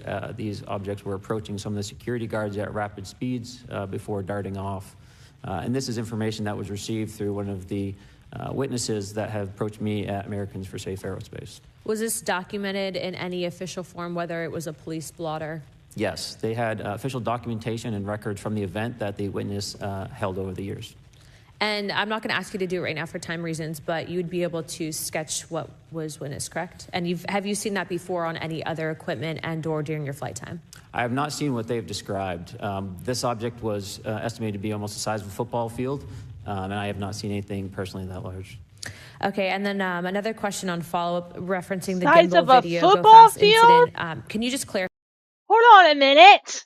They're saying it was a big ass red square the size of a football field. That's big as fuck. Y'all know how big a football field is? Like, just think about a football field, like a professional football field. That's so fucking big, bro. Because to our understanding, the footage was actually cut off at a certain point. But what happens at the end of that video, just for those Americans specifically that are wanting to know about the rest of that footage? Certainly. There was some uncertainty or instability with the object. It seemed to rock a bit. And that's the last I had seen of the video. Much of the data that I would recommend be analyzed would consist of radar data that would provide precise kinematics on the object, as well as the fleet of objects that were operating nearby. Okay, and follow-up in regards to the reporting procedures that Mr. Garcia had addressed on, as well as Representative Burchett. With the FAA, to your understanding, pilots that are seeing this, commercial airline pilots, are they receiving cease and desist letters from corporations for coming forward with information in regards to safety for potential airline passengers? I have been made privy to conversations with commercial aviators who have received cease and desist orders. So the American public should know that corporations are putting their own reputations on the not the line, but ahead of the safety of the American people. And I think, would you agree with that statement? It appears so. Okay. And I guess this would be my last. Oh, I'm out of time. I yield. I'll be back. Oh, good. Mr. Moskowitz. Thank you, Mr. Chairman. Gentlemen, let's talk about the laws of physics for a second. Mr. Graves and Commander Faber, I heard you talk about speed. When those objects broke the sound barrier, did they make a sonic boom? No, he says I was in it. a jet. You can't hear anything. It's kind of loud in there. You can't hear it. Yeah, you're not able to actually personally tell within the vehicle. I will say the objects that we were seeing, they were spherical, and they were observed up to Mach 2, which is a very non-aerodynamic shape. What about G-forces? Let's talk about G-forces of those vehicles. Could a human survive those G-forces with known technology today? No. No, not for the acceleration rates that we observed. God dang! What about... Yeah, because, it went from... Bro, the one guy, the guy at the end, he said it went from 1 mile to 60 miles in less than a second. And we did some less than a minute, he said. And we looked that up. It was like 3,300 and 30 some miles an hour. Fast as fuck. It was Mach 4.7, right? I can only imagine what that does to the human body. It probably turns us to mush instantaneously, going that fast. What they look like. How close did you get? Did you see a seam or a rivet or a section? And what I mean is, obviously, the jets you're flying have all those things. Did these objects have those? Do you want to go ahead? I didn't have the detail to be able to tell that. So we got within a half mile of Tic Tac, which people say that's pretty far, but in airplanes, that's actually relatively close. No, it was perfectly white, smooth, no windows, although when we did take the original FLIR video that is out there, when you put it on a big screen, it actually had two little objects that came out of the bottom of it. But other than that, no windows, no seams, no nothing. Mr. Grush, as a result of your previous government work, have you met with people with direct knowledge or have direct knowledge yourself of non-human origin craft? Yes, I personally interviewed those individuals. Mr. Grush, as a result of your previous government work, have you met with people with direct knowledge or have direct knowledge yourself about ATs, advanced technologies that the U.S. government has? Based on conventional advanced tech, I was briefed to the preponderance of the Defense Department's both space and aerospace compartmented programs, yeah. Do you have knowledge or do you have reason to believe that there are programs in the advanced tech space that are unsanctioned? Yes, I do. Okay. Yeah. And when you say that they're above congressional oversight, what do you mean? Complicated question. So there's, some, I would call it abuse here. So congressional oversight of conventional special access programs. So I'll use Title 10, so DOD as an example, right? So 10 U.S. Code Section 119 discusses congressional oversight of SAPs, discusses the DepSecDef's ability to waive congressional reporting. However, the Gang of Eight is at least supposed to be notified if a waived or waive bigoted unacknowledged SAP is created. Yeah, who they're talking about, the Gang of Eight. I'll look it up for you guys. It's a special group of senators. They're always notified, usually notified when something big happens, right? Like going to war. President will notify the Gang of Eight first.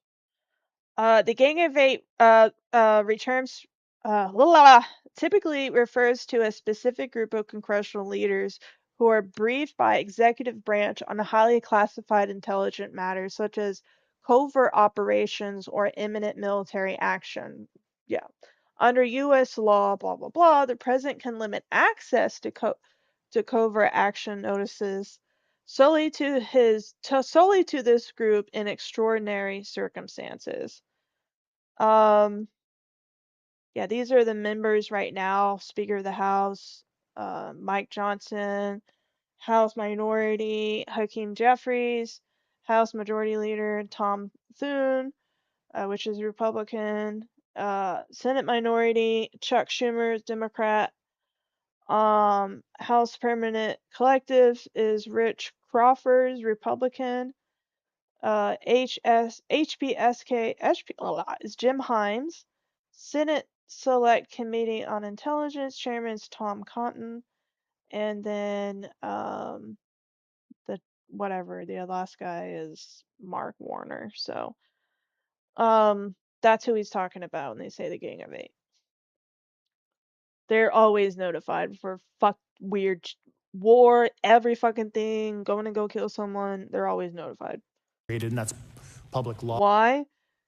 Because Congress, it's up to Congress to make laws, and it's up to Congress. It's up to Congress to determine if we're in war, to put us in war. They have a lot of power, and yeah. Well, so that how does, I don't want to cut you off, but how does a program like that get funded? I will give you generalities. I can get very specific in a closed session, but misappropriation of funds and does that mean that there is money in the budget that is said to go to a program, but it doesn't, and it goes to something else? Yes, I have specific knowledge of that. Yep. Do you think U.S. corporations are overcharged? Yeah. Yes, I have specific knowledge of that exact thing that you're talking about. Yes. Charging for certain tech they're selling to the U.S. government, and that additional money is going to programs? Correct, through something called IRAD. Okay. Wait, okay, what's IRAD?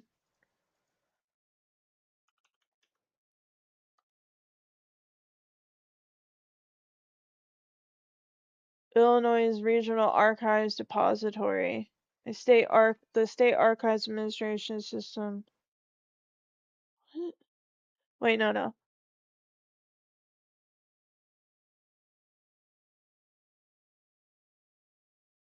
International Registry. What the fuck is this?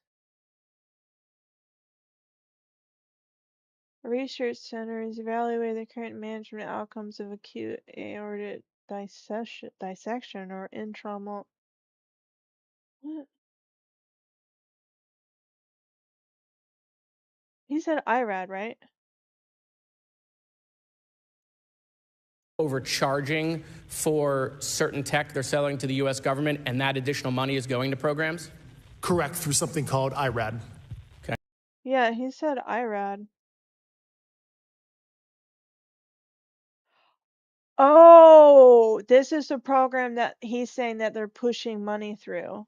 Okay. IRAD is a consortium of, okay, this is a lot of words. Research and reporting program. Aortic. What the fuck is aortic?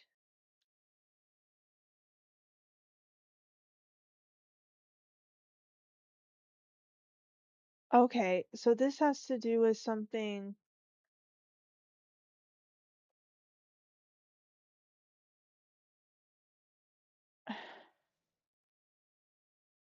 It doesn't tell you what it. Aortic. Okay, what is this?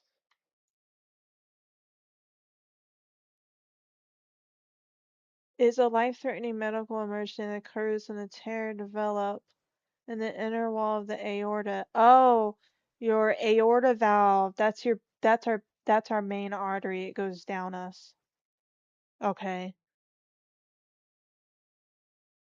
So he's saying that this corporation is I'm assuming it's this one.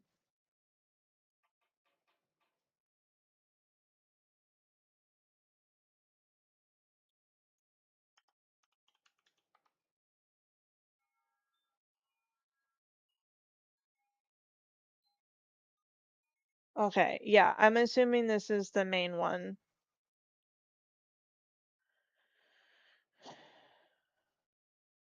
Oh wait,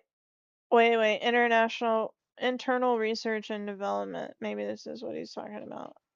The internal research and development is run by the Office of Center Chief and Technologist (CCT) and the Office of Chief Scientist (OCS). The IRAD is designed to develop strategic capabilities of interest to the center and/or science technology projects for targeted opportunities.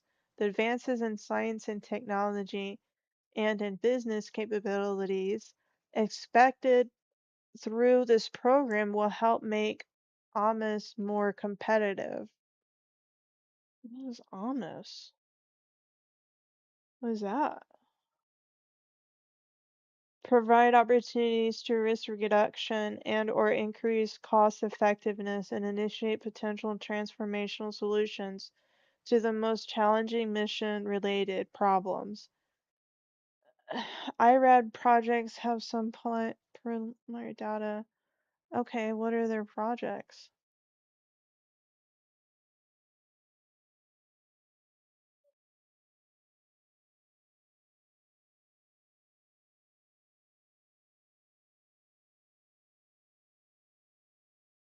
Well, it looks like it's through, is it through NASA?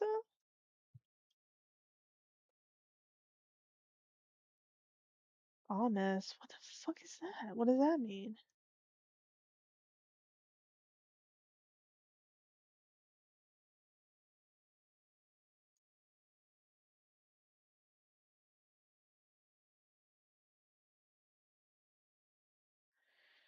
Okay, so I'm thinking it's this one, the research innovation funding. This, okay, hold on. About the AMA's Office of Chief Science. Okay, the NASA AMA's Research Center office is a valued added driven organization that through its charter. Okay. Oversight of the research programs, evaluate proposals for new programs, advises the center director and management on areas related to science and promotes research partnerships that are synergistic in AMA's mission. Okay. There's big honchos. Okay. I think that's what he's talking about. Okay. Satellite imagery. Let's talk about satellite imagery. We have satellites all over the place, some that we're aware of and many that we're not aware of, right? We're taking pictures of everything at every point and second. Right. Mr. Grush, are you aware, do you have direct knowledge, or have you talked to people with direct knowledge that there are satellite imagery of these events? That was one of my primary tasks at NGA, since we process, exploit, and disseminate that kind of information. NGA. What's NGA?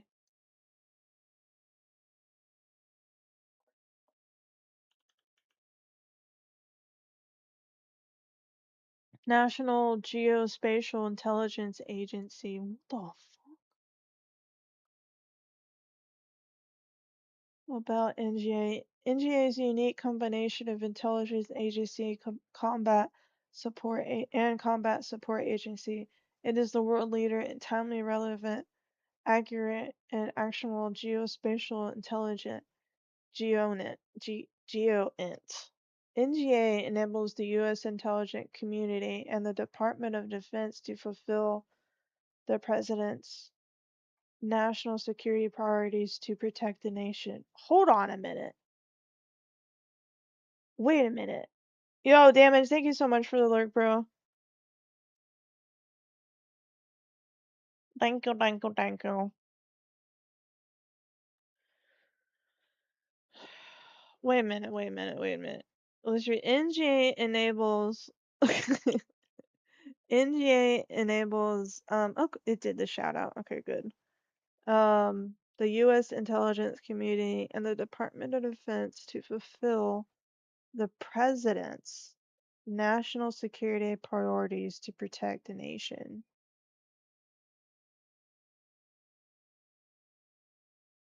So, the president of the United States, are they talking about the president of the United States? Or are they talking about the president of the organization?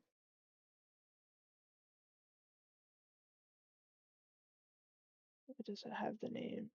Is that what they're talking about? Either or, that's I don't like decisions being left up to one person. You know what I mean? Is that what they're talking about? NGA enables the U.S. intelligence community and the Department of Defense, that's DoD, to fulfill the President's national security priorities to protect the nation. The agency is headquartered in Springfield, Virginia, with two major locations in St. Louis, Missouri and Arnold, Missouri. Approximately 14,500 civilian, military, and contractor employees work across more than 100 locations in the United States and 20 international locations, serving on support teams. Okay, I don't give a shit about any of that. Okay. Wait, anyone who sails a U.S. ship, flies a U.S. aircraft, make national policy decision, fight wars, blah, blah, blah, blah. So national with cell phones relies on NGA. Okay, whatever. GeoInt is the use of imagery intelligence, and geospatial information to describe and depict features, activity, and locations on Earth, helping users visualize what is happening at a particular place at a particular time and place. Geospatial intelligence allows military commanders to know the exact location of U.S. forces, coalition partners, adversaries, and non combatant persons. Bro, They watching us. They watching us, y'all.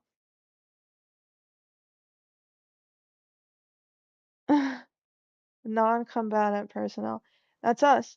It predicts adversary movement based on natural and man-made obstacles. Geoint. I don't know how to pronounce that.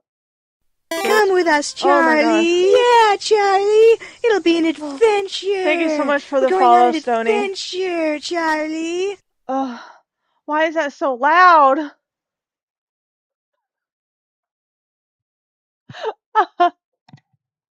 Thank you so much. Thank you for the follow. Thank you, bro.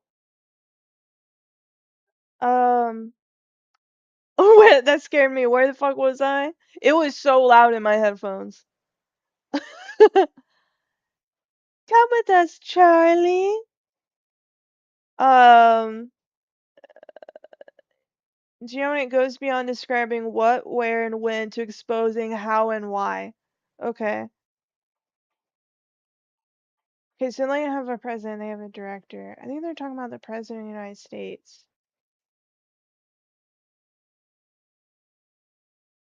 Okay, this is what he used to work for these people. Sorry to get off track. I like to look things up when they say things because I want to understand what they're talking about, especially these acronyms. Multiple cases, some of which, to my understanding, and of course I left NGA in April, so that's my information cutoff date. But I personally reviewed both what we call overhead collection and from other strategic and tactical platforms that I could not even explain prosaically. And I have a degree in physics, by the way, as well. And I am aware that you guys have not seen these reports, unfortunately. And I don't know why. Do you have direct knowledge, or you had spoken to people with direct knowledge that this imagery applies to crash sites, crash imagery? I can't discuss that in an open session. Okay. Do you have any information that the U.S. government is involved in a disinformation campaign to deny the existence of certain UAPs? I can't go beyond what I've already stated publicly in my News Nation interview because it touches other sensitivities. Okay. News Nation interview. Hold on. What was his name? Okay, hold on.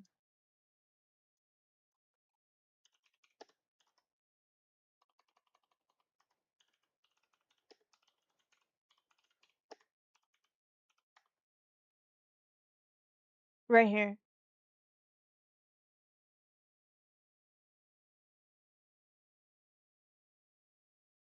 My interview with UFO whistleblower David Grush for News Nation catapulted the conversation forward in 2023. You are one of the most trusted former intelligence officials in the US defense and intelligence establishment. Yes, I was. You were trusted with the most intimate secrets. Yes.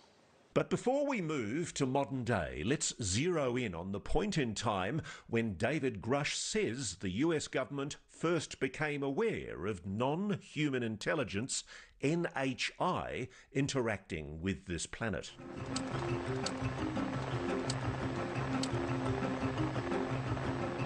So let's start from the very beginning. Mm-hmm. You say it's a 90-year cover-up. Just about, yeah. 90 years. 1933 was the first recovery in Europe, in Magenta, Italy. They recovered a partially intact vehicle. It's long been known that the regime of dictator Benito Mussolini documented numerous UAP during this time. This internal memo from the Italian Secret Services includes crude drawings of the UAPs. It's true, it's real. Yeah, that actually happened. Italian government moved it to a secure air base in Italy for the rest of kind of the fascist regime until 1944, 1945, and the Pope Pius XII back-channeled that. So the Vatican was involved? Yeah, and told the Americans what the Italians had, and we ended up scooping it. After my conversation with David Grush, a News Nation producer travelled to Italy and investigated his claims. I wonder if anyone has even gone through everything to see if there is something in writing related to UAPs from that time period.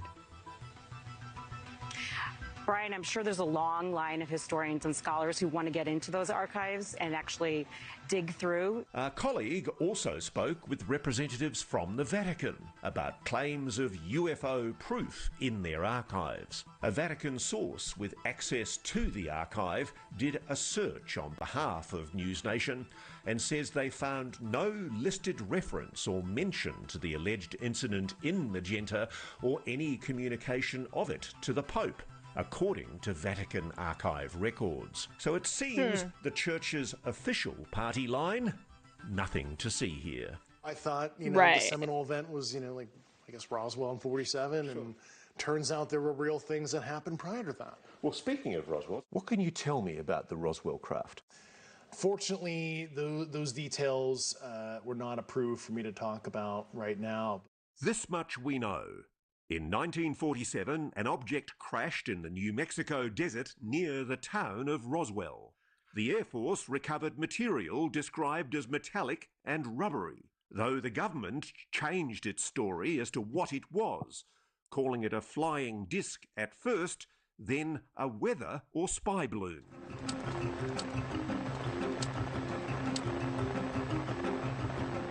A group of Americans who definitely had something to say about what they saw, NASA astronauts. This is Houston. Say again, 7? Is this Apollo 18? Is that the booster or is that an actual sighting? Say again, 7? As part of the Pentagon's 2026 release of UFO files, included are recordings and witness statements from NASA's Apollo 12.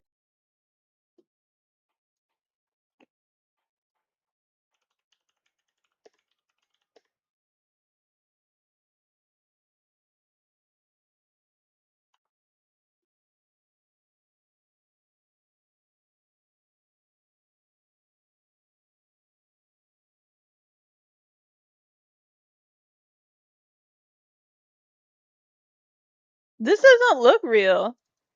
Bro, why does this look so fake? What's this site? Fucking Department of War is so damn dumb. As ex-military, this shit's so damn dumb. A Department of War. Wait, do you know how much money that costs? That costs millions of dollars to change all this shit to say Department of War. I hope everyone understands. Millions of tax dollars. Anyway, that's another discussion for another day. Okay. So this is supposedly what they released recently on the 12th. Right here. I'm not gonna read what Trump said on True Social. I don't care about that.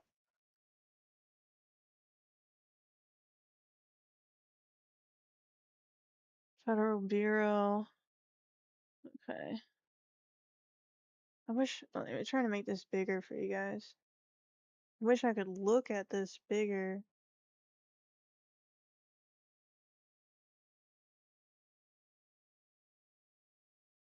So it looks like there's something coming out like right here, and this looks like the tip or something, kind of like it's shaped like this.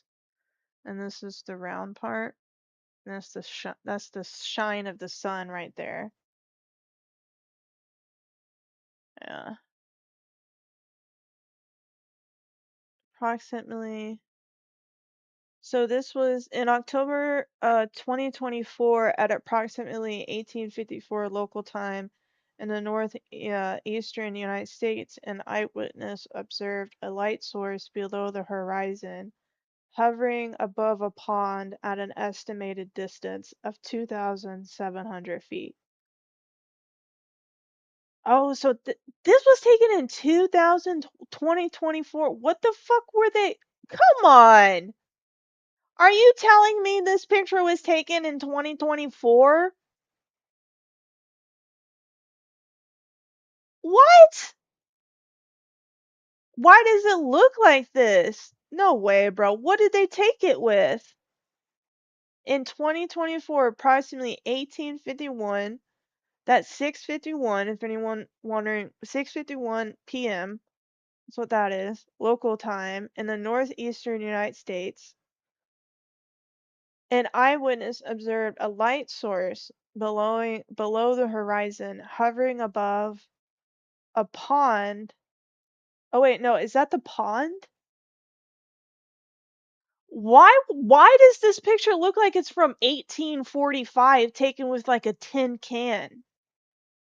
What the fuck?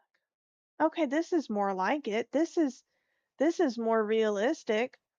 'Cause in oh gosh, dang it, I'm so stupid. In July 2025, so this was just last year, at approximately 2100, uh that's what was that, 11 o'clock at night. Local time, wait, 18,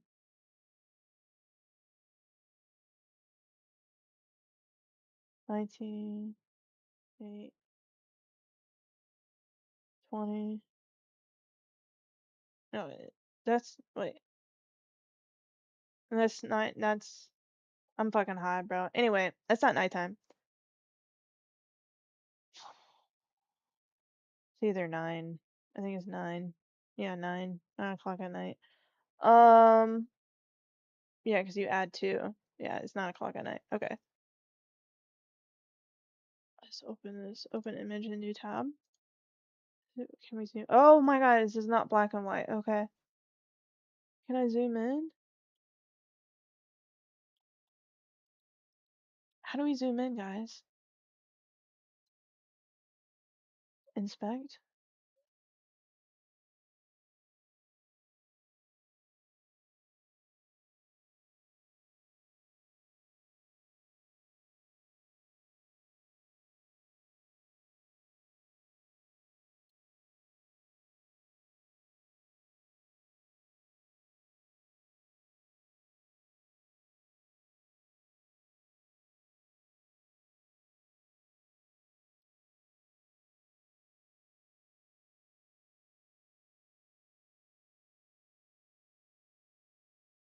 Oh, okay. Anyway, it's these 2 lights right here. Okay. Bright light in their backyard as they park their car upon returning home from work. Oh yeah, this is great. Look at all this information that we have right here. What the Subject: an airborne U.S. Colorado. An airborne object over Cheyenne Mountain in February 2022 was possible backscattering off Sunset. Okay. On an aeroic partner accessed with low confidence that the reported phenomenon, which observers characterize resembling an angular, non-symmetrical potato. No shot. That's the next picture is that fucking potato. No fucking shot.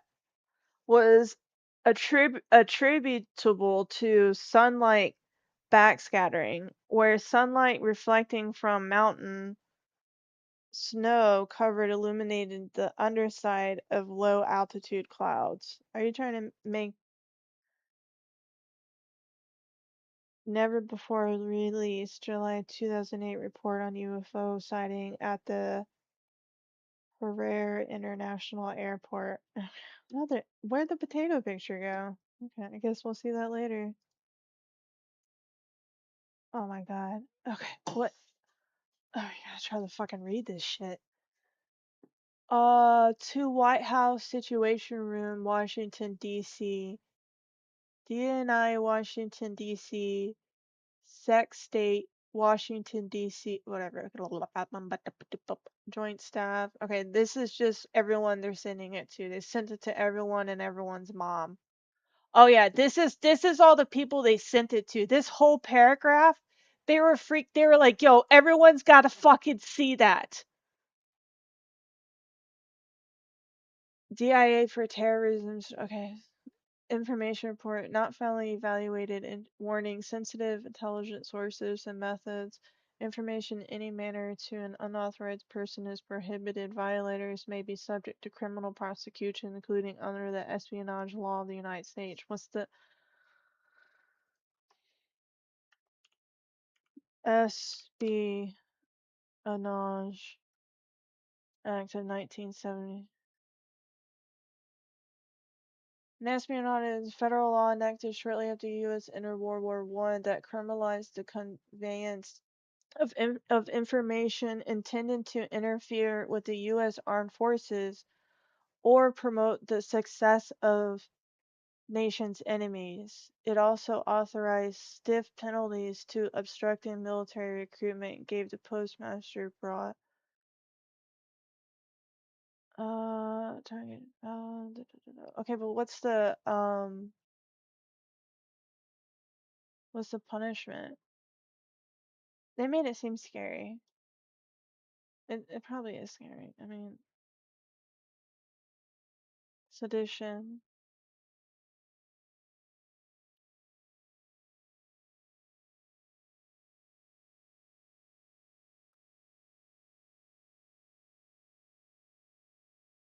Whoever the United States is at war shall willfully make or convey false reports or false statements with intent to interfere with the process. Blah blah blah blah.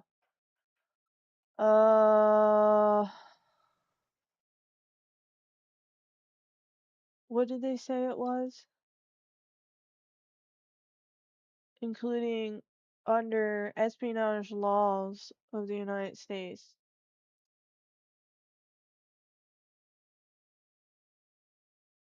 Oh wow, okay. So for sedition, they can get $10,000, fine more than $10,000 or imprisonment for not more than 20 years or both.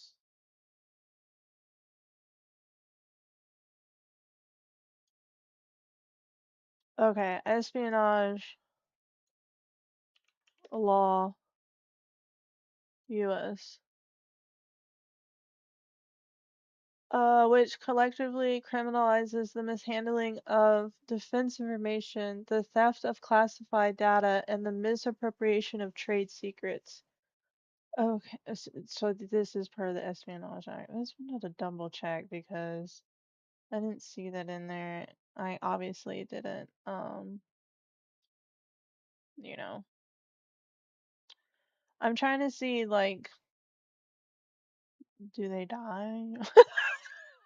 It's like, oh, you betrayed your government, so therefore we're gonna fucking kill you. You know what I mean? All right. Country. This happened in Zimbabwe. On high alert due to perceived aggression, foreign posturing. July 2008. This doesn't tell us anything.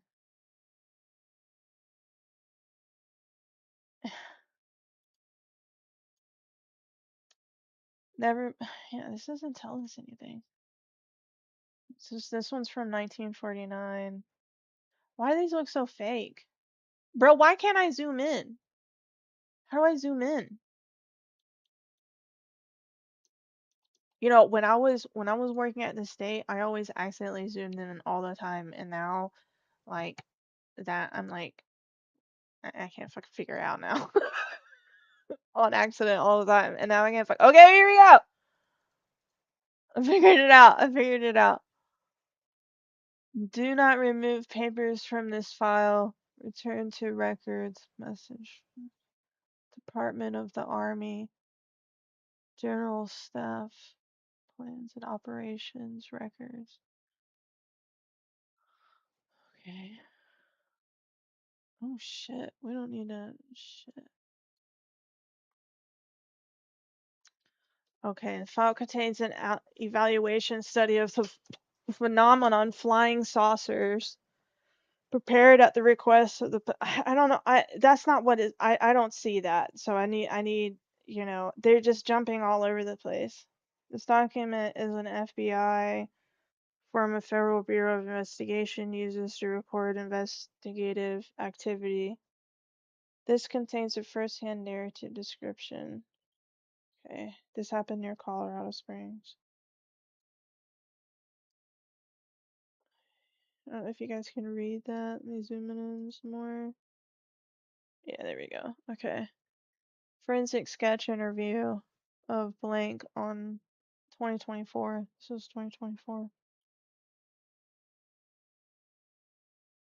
Home address, blank, work address, email, cellular phone. Was interviewed, Federal Plaza. After being advised of the identities of the interview individuals, provide the following information. Aid in forensic recreation of unidentified aerial phenomenon and its activity observed over the Cheyenne Mountain. This isn't okay. So they're like, oh well, you know, we got aliens over here, y'all. Okay, bro. Oh, this image is an artistic interpretation of a 2022 incident potentially involving unidentified anomalies. I'm just gonna start saying UAP reported near Colorado Springs, Colorado.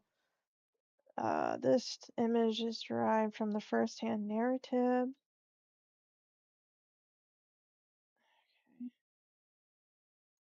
So this is the drawing of what they depiction. This isn't an actual picture.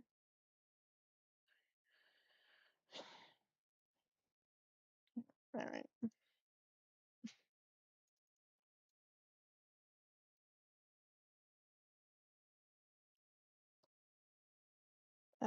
February 2026 interview. Describe incidents. Okay, is this gonna actually like? Are we gonna actually get something from here, or like we're just gonna say we're gonna interview someone and then we don't get the interview?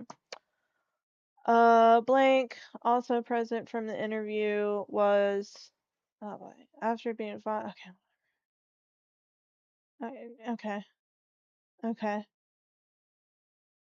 Was okay. Returned home that night, I guess from work, at approximately 9:15 p.m. Eastern Time. Was pulling into their driveway, which sloped downhill towards their residence. Noticed an intense bright light hovering below the trees, below the tree line in the middle of their backyard. Got out of the vehicle. Blank got out of the blank vehicle and started at the strange light for and stared and stared, sorry, and stared at the strange light for a few moments before reaching back into vehicle to retrieve phone so could take out a video of what was seeing. Okay. At same time, blank was sitting inside the expected blank blank to arrive home.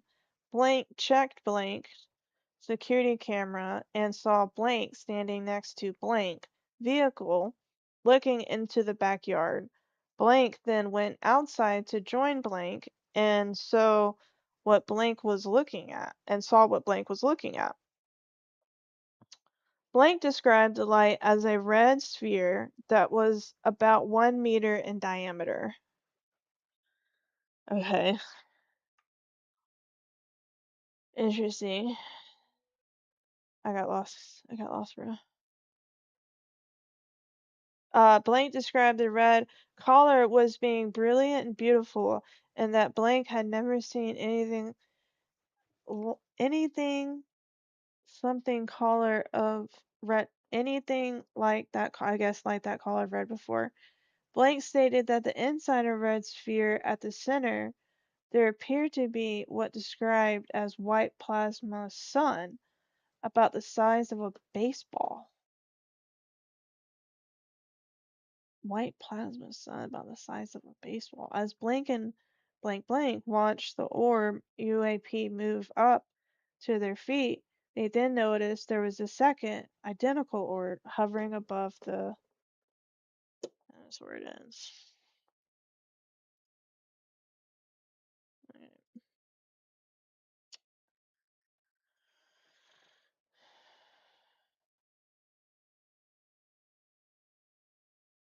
That was it? That was the big release? Are you serious?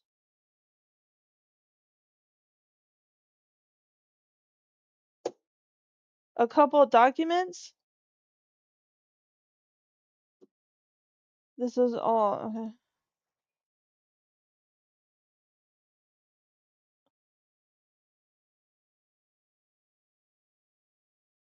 Whoa, there's a video? Hold on a minute, y'all. There's a video. I'm gonna download it and see what it is.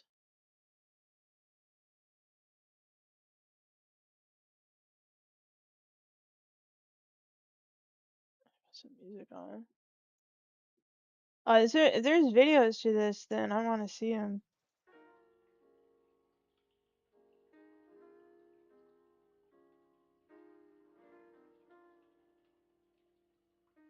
It's a 1.3 gigabyte video.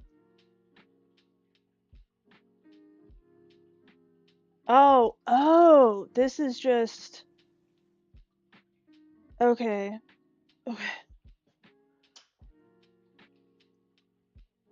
Oh my god, bro!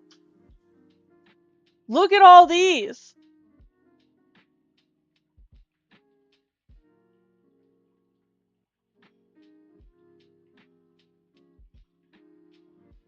You see that? It was right here. Fast that was going, bro. Oh, it's right there. See it? It's like skipping across the water. Is that water or is that land?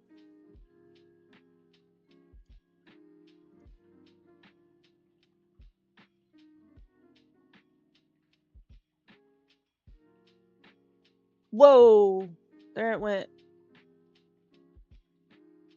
Whoa, did it mess? Oh shit, did it mess with the radar? It goes, it's like right here. Phew!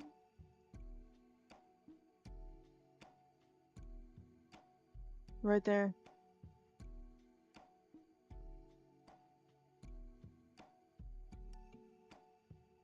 It's like the size, like car comparison on that one. It's almost like it's like a medium-sized Tic Tac going through the fucking sky. Okay, we're going through the clouds. Oh, what is that?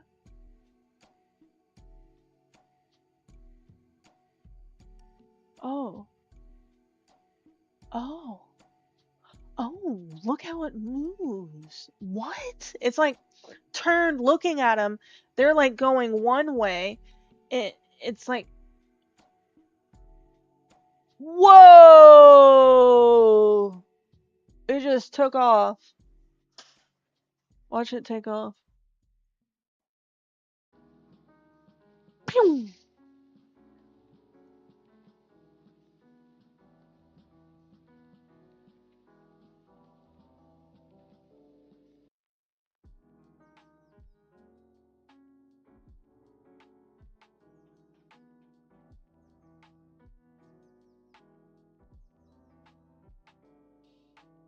What are we looking at? What are we looking at? Alright, everyone focus.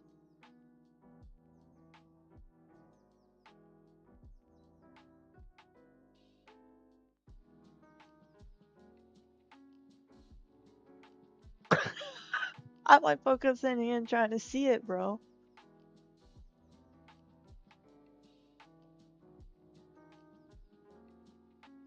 I gotta change the thing.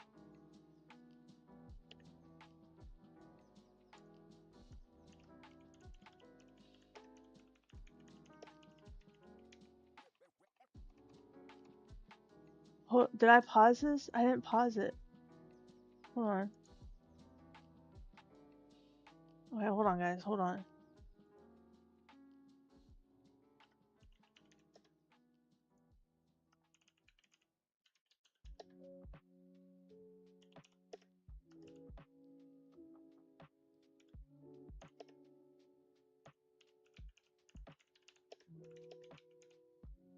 I wanted to change the description in there.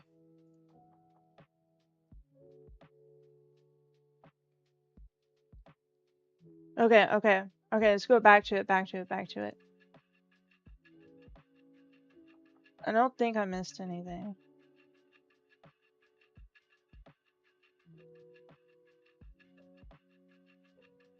I don't see anything.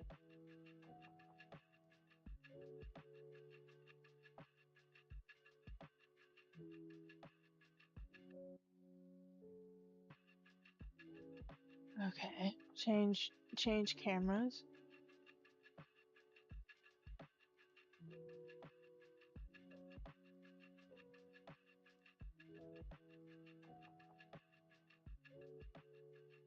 What the fuck? Wait, are those our lights? What are we looking at here? I don't even see what the fuck we're looking at.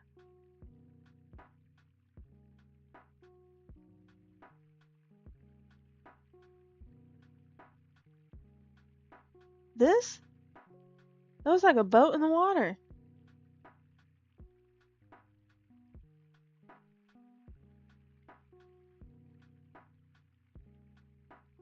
Oh. Oh, oh, oh, oh. Oh, guys, it's really hard to see. It's really, really hard to see. Okay, can I fucking zoom in over here? Cock! Okay, it's gonna be right here. It's really, really, really hard to see. I'm gonna go back a little bit.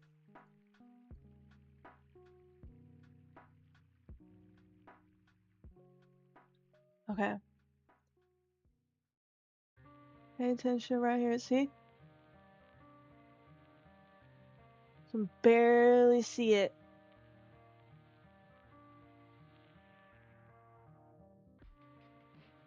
It looks like it's going in the water. I don't know who that is. You're gonna have to leave a voicemail, bitch! We're looking at aliens! Here, look, look. Right there. Whoa, look how it moves! What? Thank you, zoom in. It's going like this. The reason why I'm freaking out about that is that I was in the military. There's no aircraft that does this. None. This is coming from our military. DOD. This is what Department of Defense, now called Department of War. Yeah. It's like a bug. It moves around like a bug, like so freely, you know?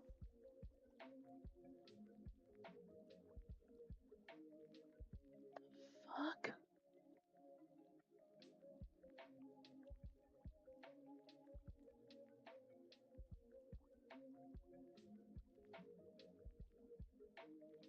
Bro, we have so many videos to go through. All different. They're all different.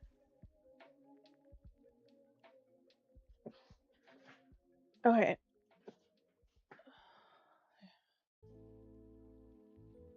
There it is right there.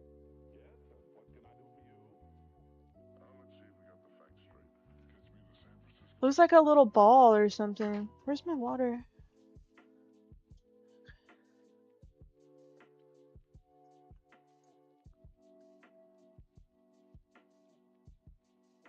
Whoa! Did you see it take that turn? Look. Watch it take this turn. Boom! That J hook, that's what I was talking about earlier. Watch it again, watch it again. Here it comes.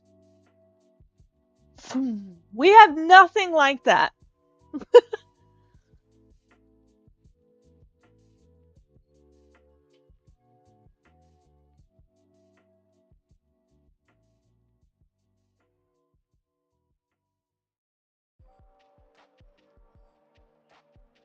They're having a hard time keeping up with it with the camera. It's just chilling. This looks like the water, the ocean. This looks like it's over the ocean. To us it looks small, but it's probably the size of a car, if I had to guess. Who's moving my damn fucking blinds?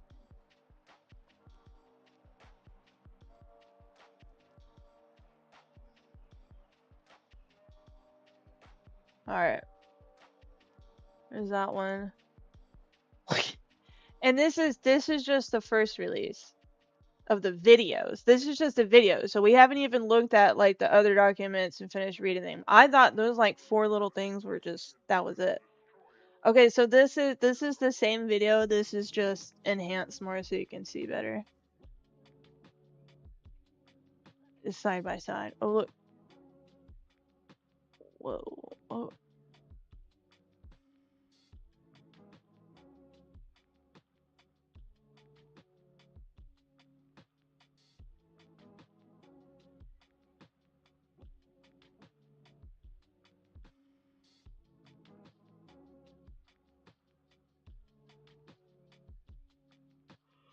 That's crazy.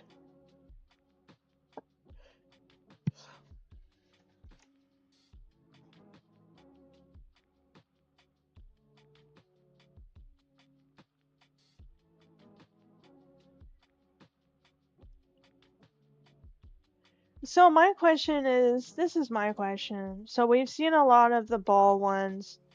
Are they related? They just have like different crafts? This looks like it looks like there's something hanging down from the bottom of it. Look. Looks like a ball. And what the people were saying is that like it's not aerodynamic like at all. And yet it's moving like crazy fast, doing crazy maneuvers. What was that?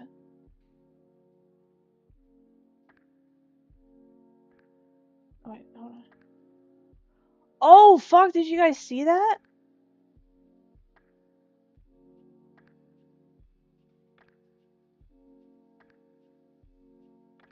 It's right here.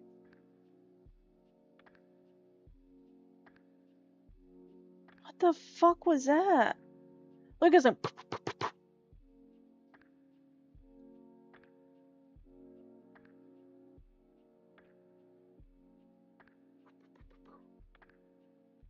Huh. Well, let me try to pause it. That's completely different from the other one. I'm gonna have to.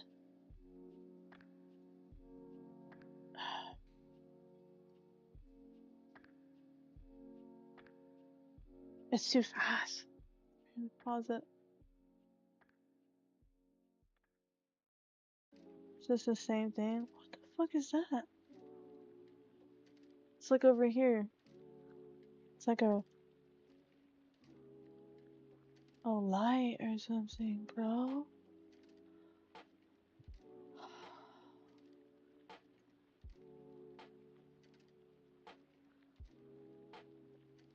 Fuck is that? Oh, it was just chilling and then it.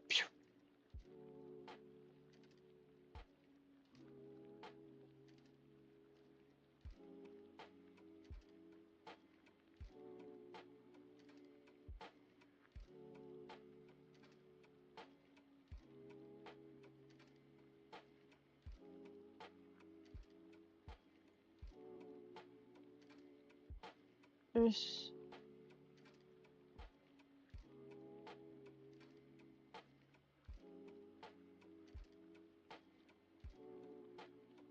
another ball one. Is there another one? Look. What? Wait. Look. What?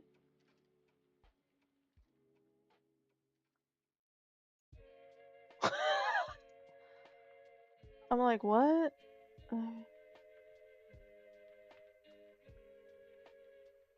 Whoa, whoa.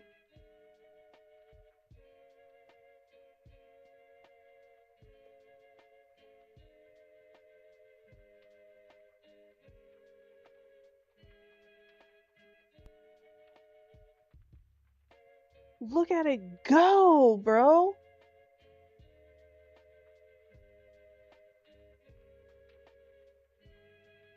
I want everyone to understand that's fast. It's going very fucking fast. Like, these are Mach speeds, and it's taking these turns like they're fucking nothing. Mind you, it's a lot bigger than what we see on screen, like a dot. It's way bigger than that. Look at it! Look at just take the angles. It moves around like a bug or something, like almost like it's controlled with someone like a mind or something, like the alien uses its mind to control where it goes. You know? Look at it just sitting there.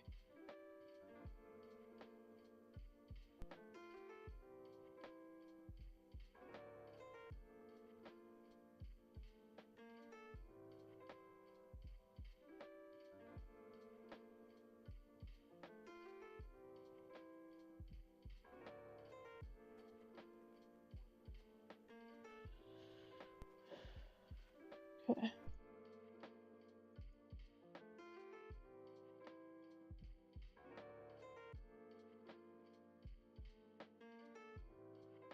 Whoa.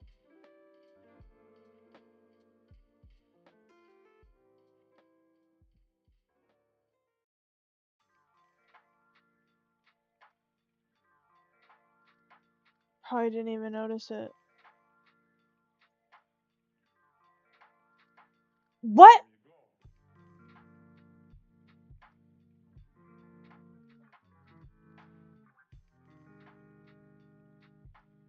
What?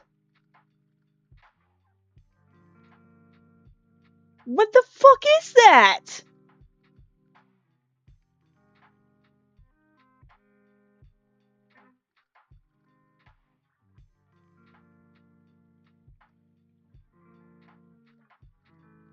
Oh, hold on a minute, y'all.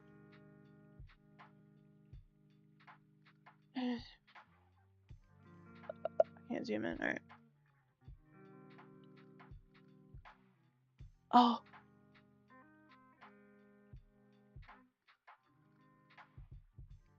Look at it.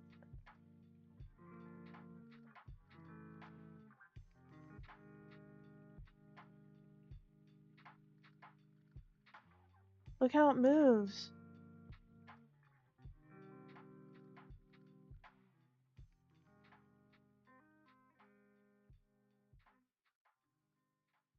Has like almost like a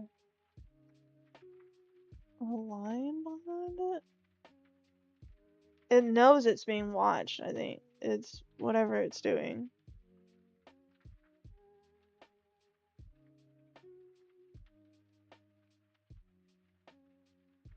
What was that? Wait. That looks like a fucking... Hold on a minute now. Did you guys see that? Right there.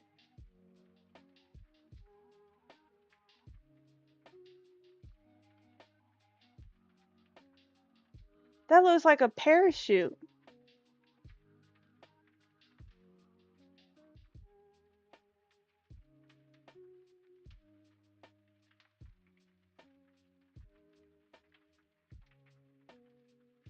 I don't see it anymore. I don't know. I don't know. Now. Look. Oh, wait a minute. Is it just part of that? It's just part of that. Oh. Oh, it's like projecting something. That's what we're seeing.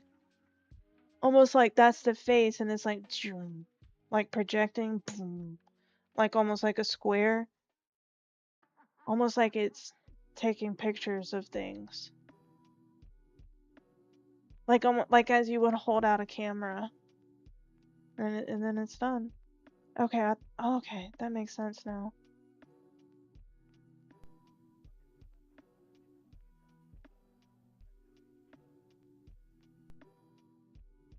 So it's just showing something sitting right there. Oh, wait. wish we could see like actual aliens. We're going through these footages. Whoa.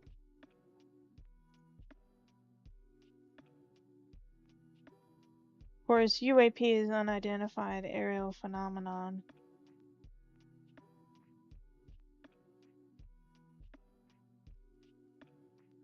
What, are they just observing us? I mean, the guy in the committee hearing. I'm gonna pull these up on the side while we're listening to this. I yield the balance of my time back. Thank you, Mr. Chairman.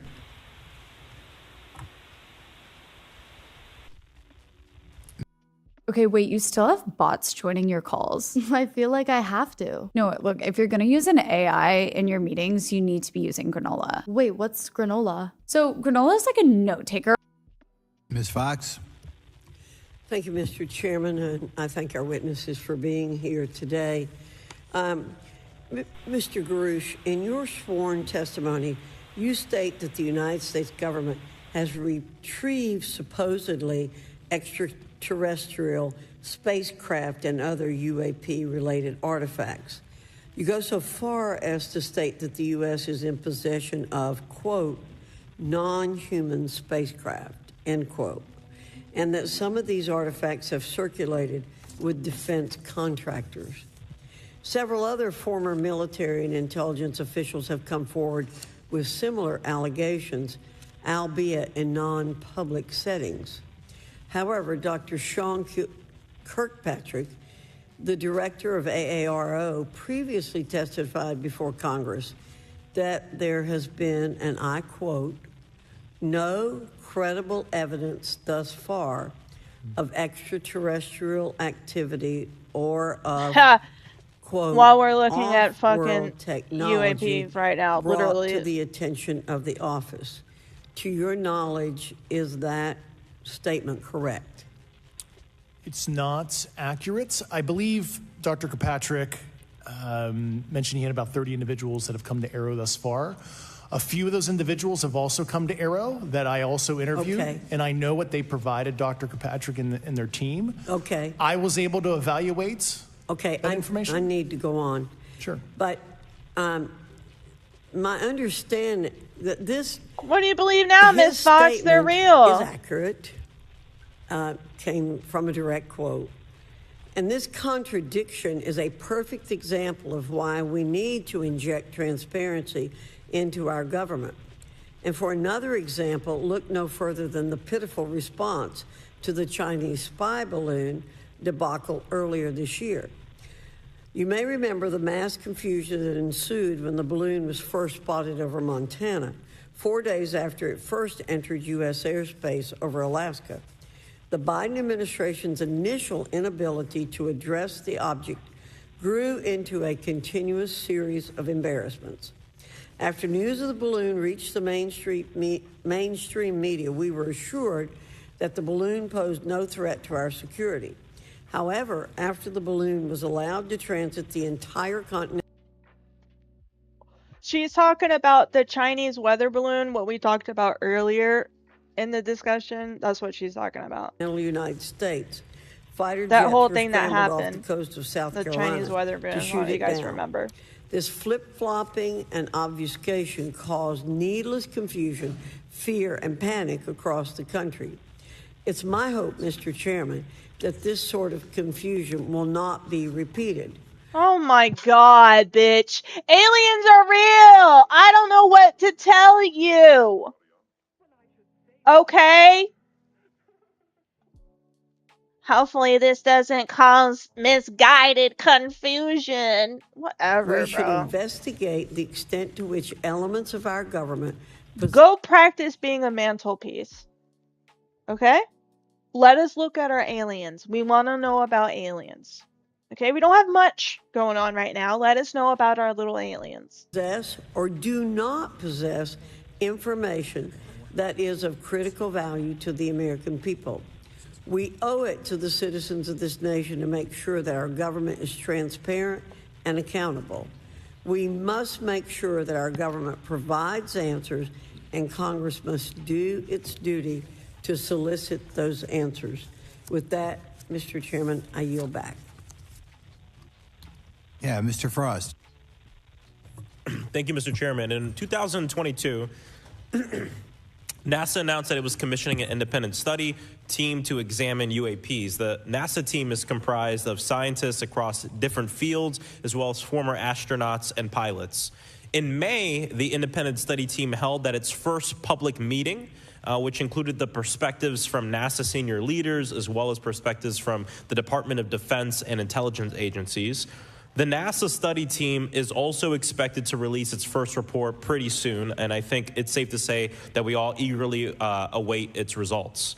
Mr. Graves, how might NASA's research influence the commercial industry regarding safety in UAP? I think NASA has a big role to play as far as commercial aviation safety, and it's one of their original charges as an organization. One of the recommendations that have been put forward is to utilize their existing aviation safety reporting system to serve as a short-term fill and trusted platform for pilots that want to report on UAP. It also has built-in analytics capability and is funded by Congress. Gotcha. And also, Mr. Graves, are there any other industries that may be influenced by the NASA research on UAPs?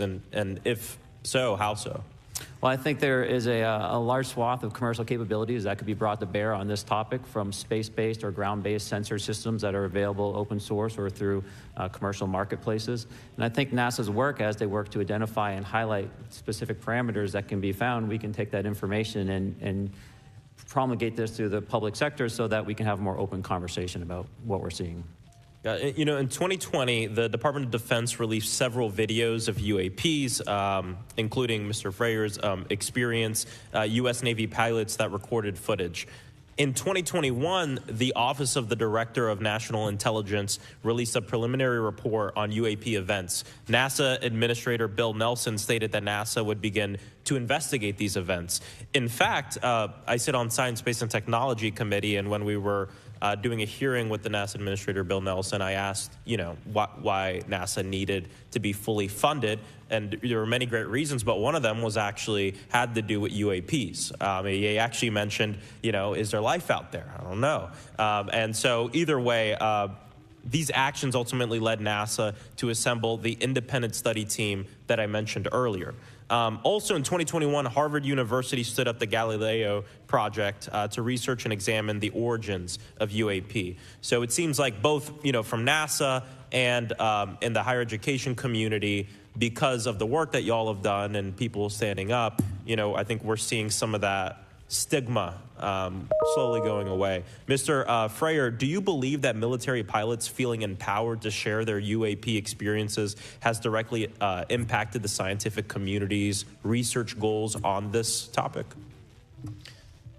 I would say yes. I would say that, starting in 2017, when it actually came out, it took that stigma away.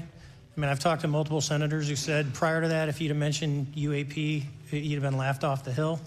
And now we're sitting here today for a public testimony on what's actually going on. I'm hoping that this curve will be more of an exponential and we'll get more and more transparent to the level that we can.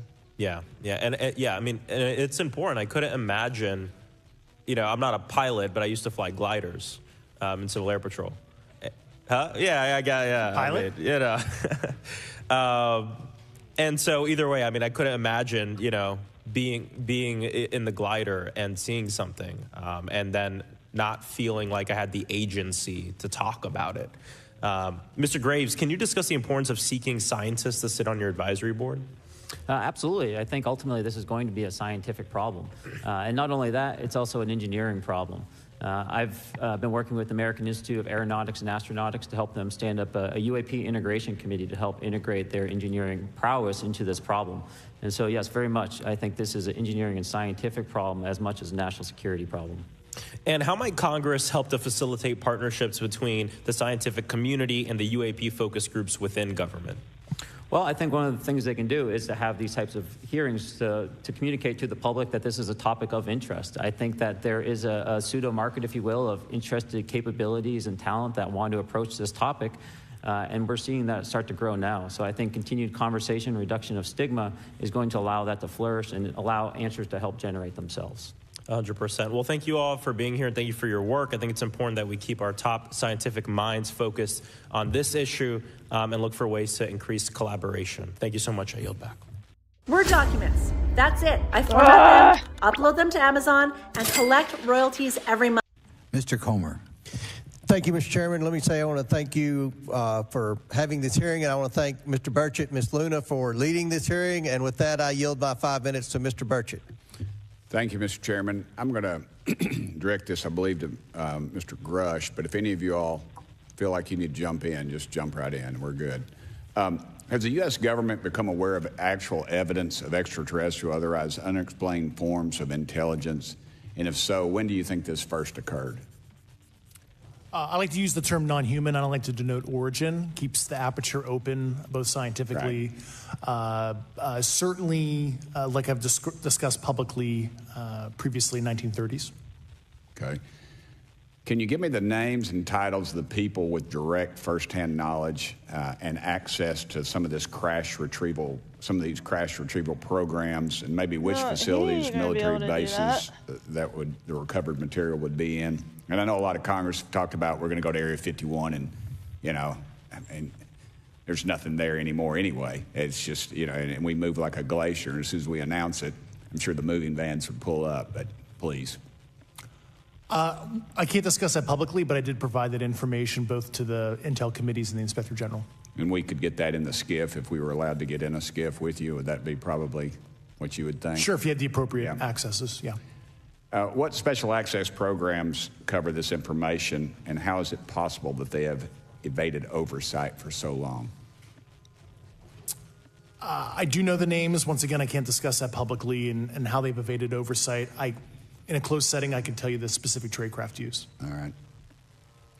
When do you think those programs began, and who authorized them?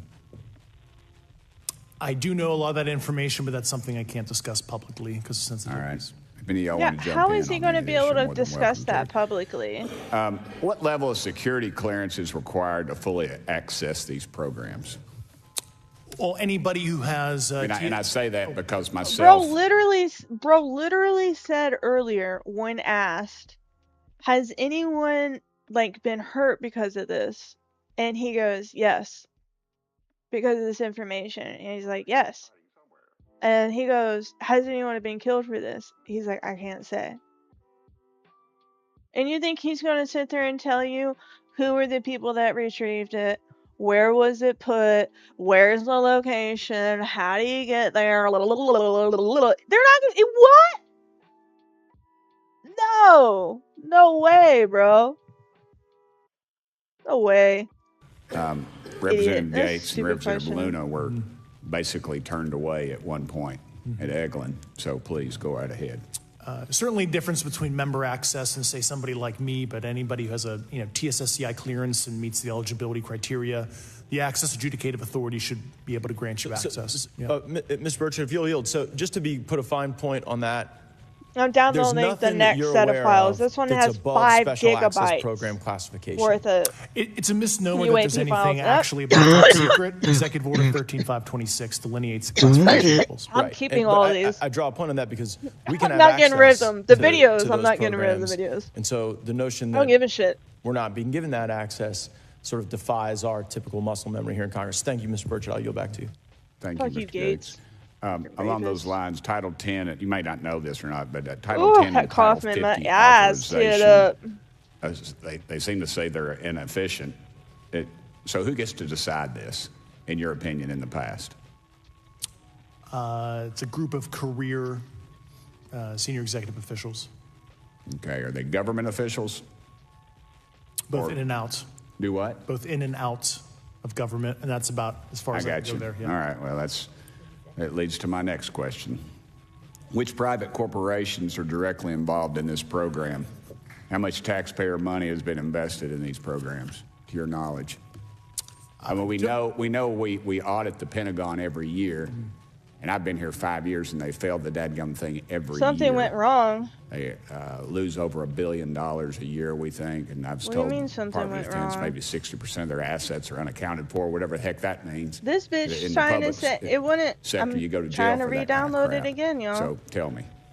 Yeah, I know when I'm a dollar off of my DTS travel voucher, I get hammered, but it seems like it doesn't work the other way, If you right? sell over if you sell over $600 worth of stuff on eBay, now you get a call from the IRS. So, please, what corporations? Yeah, I don't know the specific metrics towards the end of your question. The specific corporations I did provide to the committees in specific divisions, and I spent 11 and a half hours with both Intel committees. So. Okay, has there been an active U.S. government disinformation campaign to deny the existence of unidentified aerial phenomena?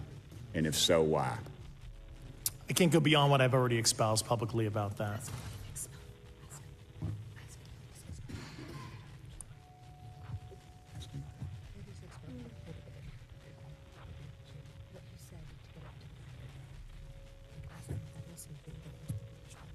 Okay, I've been told to ask you what that is and how to get it in the record. What have you stated publicly in your interviews to the congressional record?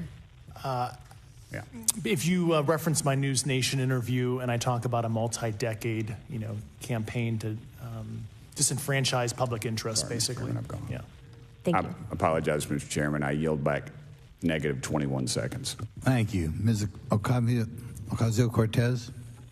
Thank you, Mr. Chairman, and thank you to our witnesses for coming here today. I do concur with the ranking member as well as several other members here on this committee that this is a committee for whistleblowers and for the protection of whistleblowers as well. So we understand what you're putting on the table here and what you're putting on the line here, and we thank you for that. Mr. They're Grush, literally you sat putting on their the lives on the Unidentified line to do Anomalous this. Phenomenon Task Force created in the 2020 NDAA, correct? Yes. There have been some things that have been mentioned here during this hearing that I wanted to pick up on.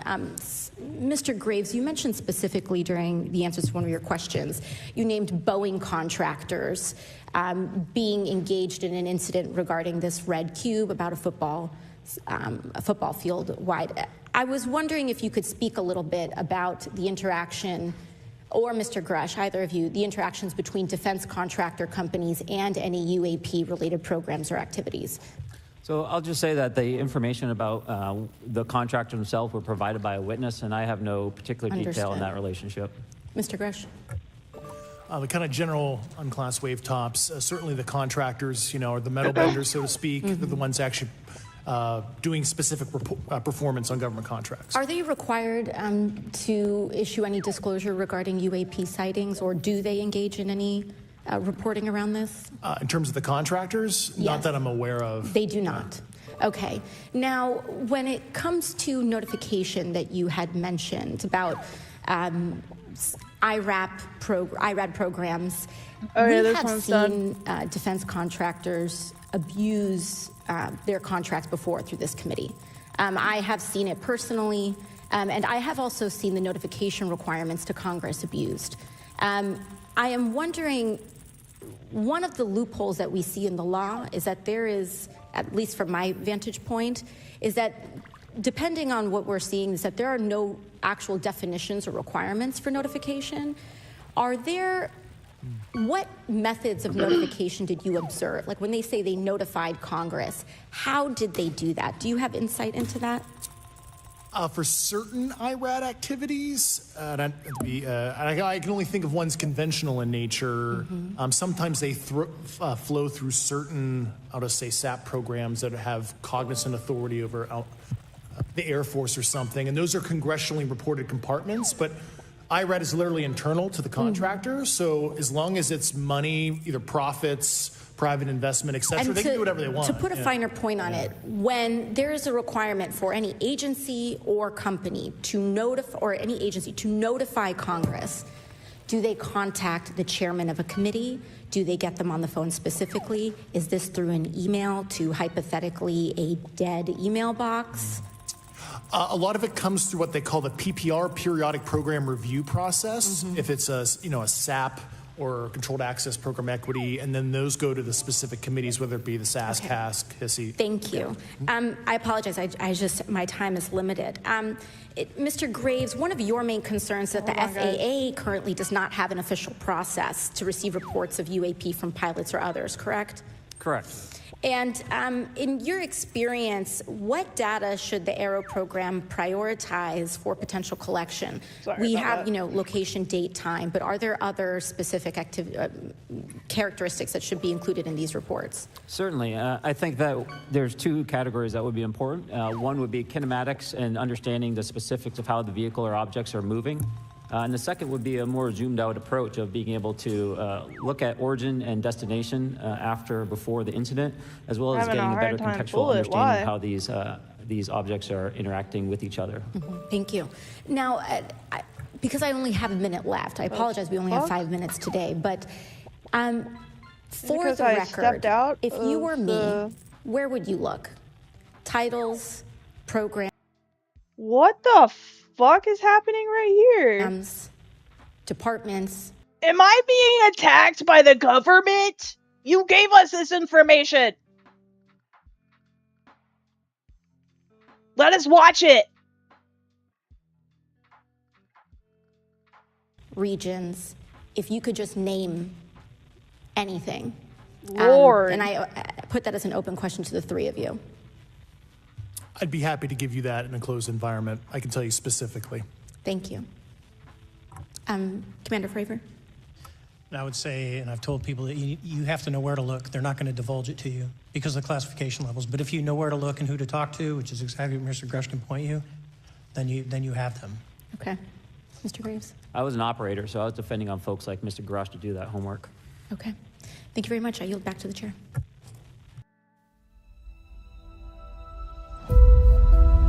EVE Online is a vast... Mr. Biggs? Thanks, Mr. Chairman. I thank the witnesses for being here today. I'm over here. Thank you so much for being here. I want to get into specifics here, and a reason I'm going to go this way is because you've talked a bit about what I would call misdirection by official U.S. government with regard to UAPs, right? And so I'm going to get to that in a second. But last week, White House NSC spokesman John Kirby stated that UAPs are having an impact on our training ranges and need to be treated as a legitimate issue. Do you concur with his statements? That's for each of you. Yes. Yes. Yes. Okay.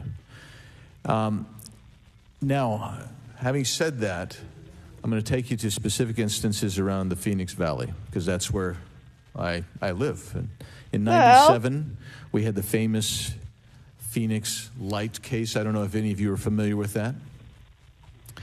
There were two things that went along with that, and the explanation was military training range off Luke and the Barry Goldwater Range. Do you know anything different other than the official explanation of those lights? Only what's in the public vernacular about it. That was outside the scope of my duties. And if we wanted to, just my question along with my colleague from New York, Ms. Ocasio-Cortez, if we wanted to find out more about that, where would we go to find the files, and who would we address? And are you going to tell me we need to go to a SCIF so you can tell us in a SCIF? I could potentially give you a vector on that. That specific case, I'm familiar with it in terms of public, but I give you a vector in a closed environment, yeah. That would be good, thank you. Gosh, dang it. So if it's true that UAPs are having an impact on training ranges, and this administration considers it to be a legitimate issue, what steps can Congress take to address training range impacts? And I say that having two very large training ranges in my state. And so we'll start with Mr. Graves and going down the panel. Some of the initial procedures have been implemented, such as within the United States Navy, that have a range failure report that gathers information from pilots. I understand that a service-wide reporting mechanism is still pending. However, that would be a great next step, not only for gathering information, but for showing the troops that it is an acceptable topic and reducing the stigma. Okay, please, all of you continue. Yeah, as a recipient of a lot of those training range reports, sometimes we only get contextual kind of oral reporting. It'd be nice if they attached all sensor data and there's a system in place that can handle multiple classifications of data. And that's an issue with the F-35, right? That jet was never built to be an ISR platform. And it's I just want you guys to know the F-35, I was on the ship, the USS Wasp, with the ship that it was trained on. I can now say it because it's no longer happening. But it was a top secret thing. Let me tell you something about the F-35, about how it works. So the F-35 is supposed to replace the Harrier. Okay, and one of the main reasons it was supposed to replace the Harrier is because the Harrier takes up so much fuel when it takes off and when it lands. When it lands, it has to dispose of its fuel, right? It's a lot of wasted fuel, okay? So they were trying to create something that can not only is more fuel efficient, okay, also more tech savvy, and an aircraft that can be flown without a pilot. So, this is the Harrier jet that it was replacing. And these specific jets, how they jump off of a carrier, I guess you could say jump off. But they kind of like, here we go. This is how they take off. So this is on a ship, probably an LHD. You'll mainly find Harriers on LHDs, not in, and sometimes on aircraft carriers, but mainly LHDs is where you'll find them. LHDs, we're too short for F-18s because they have to have like a long distance to jump off. Same thing with B-55 bombers and all that other shit. They can't take off on us, but we can take helicopters. Anything with a propeller is usually there, and Harriers is one of them because of how it lifts off. I'm going to show you how.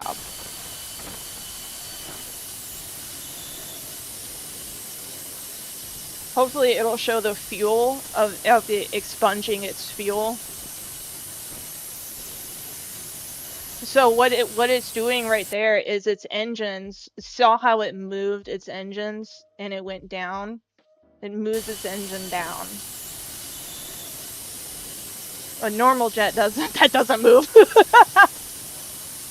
So the F-35 replaces this.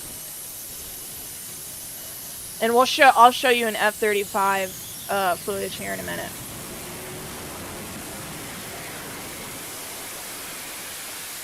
All right. See some of that right there?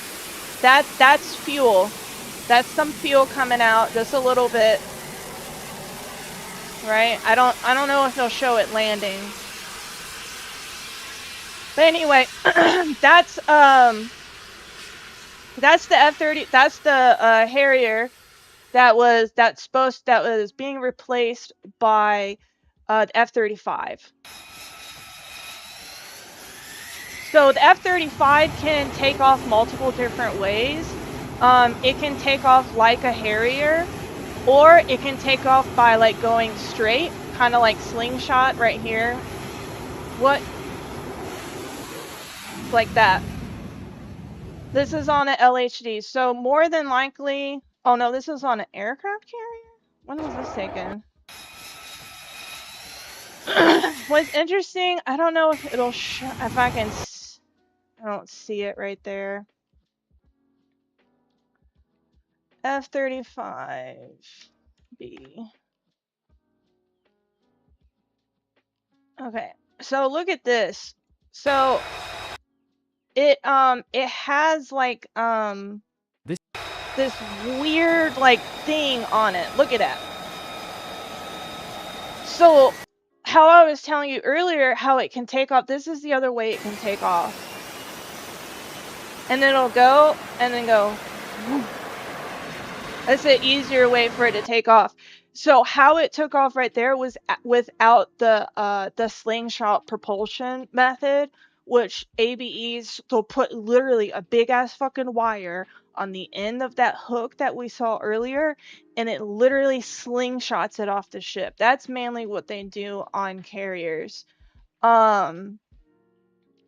This is the other way. That big ass looking fan thing is to help them pull up like that. So this is how this was to replace the Harrier again that we watched earlier. I don't know if it'll show the bottom part of it. See right here, it see, like, just like the Harrier, it uses this. It's probably going to show the method of it going up. I'm gonna show you how I afforded this car. Sorry, I was there when they were building and testing this stuff, and I have actual signatures from the flight team on my wall right now that I'm looking at. And I'm like, oh my God, I cannot believe he mentioned the F-35B, because I always thought it was such a weird technology. I haven't even gotten to the weird part yet. I don't know if it's going to show it. If they don't show it, then I'll talk to you about the crazy technology that this has. So just like the Harrier, it has its jet engine like pulling down, and it opens that, and it can go up like this, right? And that's why, you know, and it doesn't expunge. It's a great aircraft. It really is. Usually, okay. I don't know if I can. I'm sure I can say this now. I don't know if I can or not. I think I can. We'll see what it shows here.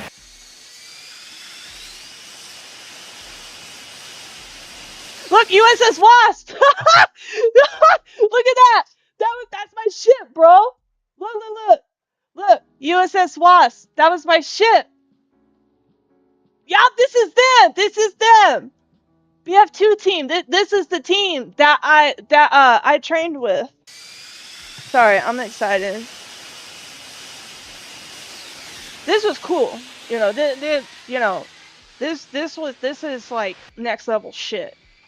You know, for an aircraft. It's crazy. It's crazy technology, but this isn't even the crazy part. Alright. It doesn't show it. Let's keep watching. Look at it!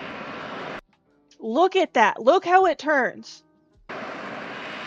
So he was mentioning the the F-35B. He was mentioning this. I actually have a coin from them. I have a coin from the flight team.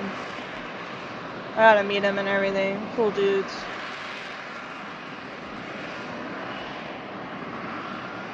Wait. So right here, I don't know if you can see. I'm pretty sure this is the right spot. I don't remember. I thought it was back here, but it's a camera system, and I'm going to tell you how that camera system works here in a minute. I just want to be careful with the words I say, because this was a top secret thing that we were doing, but now we're being shown everything on YouTube, so I'm pretty sure I can still talk about it. I mean, I can talk about it now. Look at that. Look at the control of that. This is crazy. Okay, I want you guys to understand how insane this all is. Okay. Hold on. Pulled up another video. Sorry, guys. How this moves is just out of this fucking world. Out of this fucking world. Okay, let's see. It's not, okay.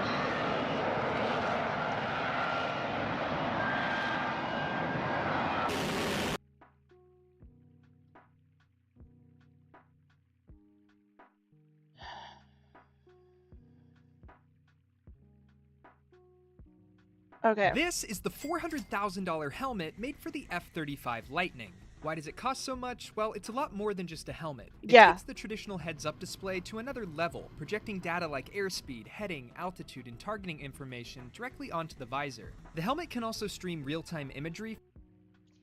This is what's crazy. Look. From 6 infrared cameras mounted. See that big ball right there? Okay, I got to see the big ball. It's pretty cool looking.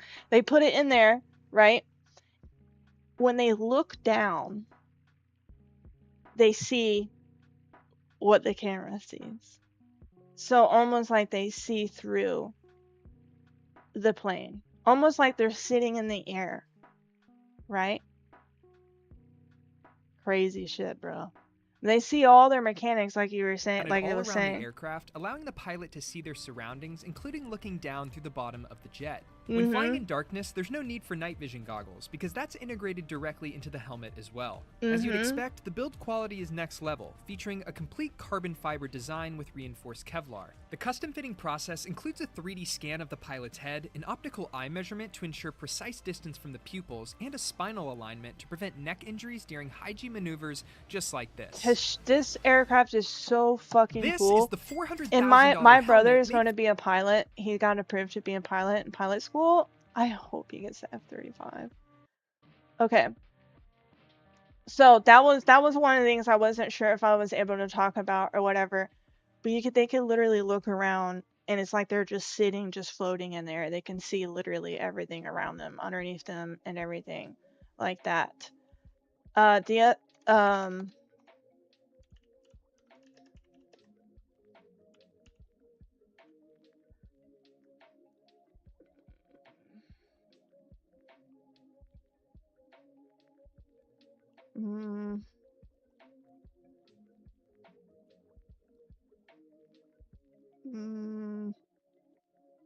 Okay.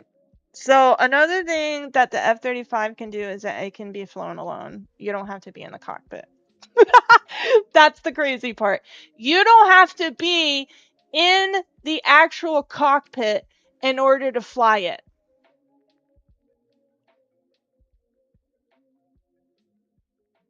Isn't that crazy? Pain in the, we'll just say butt, to get that data off. So, yeah. Great. Thank you. They can remote it. Remote a whole ass multi-million-dollar aircraft. The data has to be out there. You have to acknowledge that you're seeing them, and then you have to. When they told us that, I was like, "There's no fucking way, bro. Someone says, "I saw something," insane. but no one collects the radar data to back it up and do research. Okay. Do you believe that the 2019 classification guidelines for UAPs interferes with the federal government's ability to be transparent with the American people? And do you think we need to be more transparent with the American people? All of you, yeah. I'll say yes to that. Yeah, I'm familiar with at least the UAP Task Force 2019 Security Classification Guide. I think it's fair. I did actually help off of that with the you got a bias that way then. But I will say, I'll call it a lazy attitude about declassifying videos. I mean, I've seen some of the videos of the recent shoot down, and I saw no reason that couldn't have been released as long as they mask some data. The American people deserve to see that imagery and full motion video. Yeah, we do. The fuck? I would think, well, in my opinion, I will say things are overclassified. I know for a fact the video or the pictures that came out in the 2020 report that had the stuff off the East Coast, they were taken with an iPhone off the East Coast. A buddy of mine was one of the senior people there, and he said they were originally classified to TSSCI. And my question to him was, what's TSSCI about these? They're an iPhone literally off the vacapes. That's not TSSCI. So they're overclassified, and as soon as they do that, they go in a vault, and then you all have to look for them. Yeah, so with the overclassification, that may be one way. Are there other ways that the DOD or intelligence agencies are keeping this information from the American people or even from Congress? I think part of that has been not encouraging reporting. If the problem is not something that can be measured, it's not something that's going to be fixed. Okay. Very good. Well, I'm out of time, and I thank you, Mr. Chairman, and I yield back. First of all, without objection, Representative Nick Langworthy of New York has waived down the subcommittee for purpose of questioning witnesses at today's subcommittee hearing. And then we go to Mr. Burleson. Thank you, Mr. Chairman. Appreciate you guys coming out today, testifying. Look, I've been here for 6 months, and I'm pretty skeptical. I don't trust anything in this town. And so I think that's because I'm from Missouri. You've got to show me, right? With that being said, there's been a lot of things that have been said in the public, Mr. Grush, and so I want to get down to, if we can, some specifics, right? So At one point, you had said that there has been harmful activity or aggressive activity. Has any of the activity been aggressive, been hostile in your reports? I know of multiple colleagues of mine that got physically injured. And the activity, and I got by UAPs or by people within the federal government? Both. Okay, so Both? there has been activity by alien or Oh my God. non-human technology and or beings that has caused harm to humans. I can't get into the specifics in an open environment, but at least the activity that I personally witnessed, and I have to be very careful We're so here, fucked. 'cause they tell you never to acknowledge tradecraft, right? So what I personally witnessed, myself and my wife, was very disturbing. Okay. One of my constituents actually sent this next question, and I figured I'd ask it since I had the same thought. You've said that the U.S. has intact spacecraft. You said that the government has alien bodies or alien species. Have you seen the spacecraft? I have to be careful to describe what I've seen firsthand and not in this environment, but I could answer that question behind closed doors. Yeah. And have you seen any of the bodies? That's something I've not witnessed So myself. that's yes. Okay.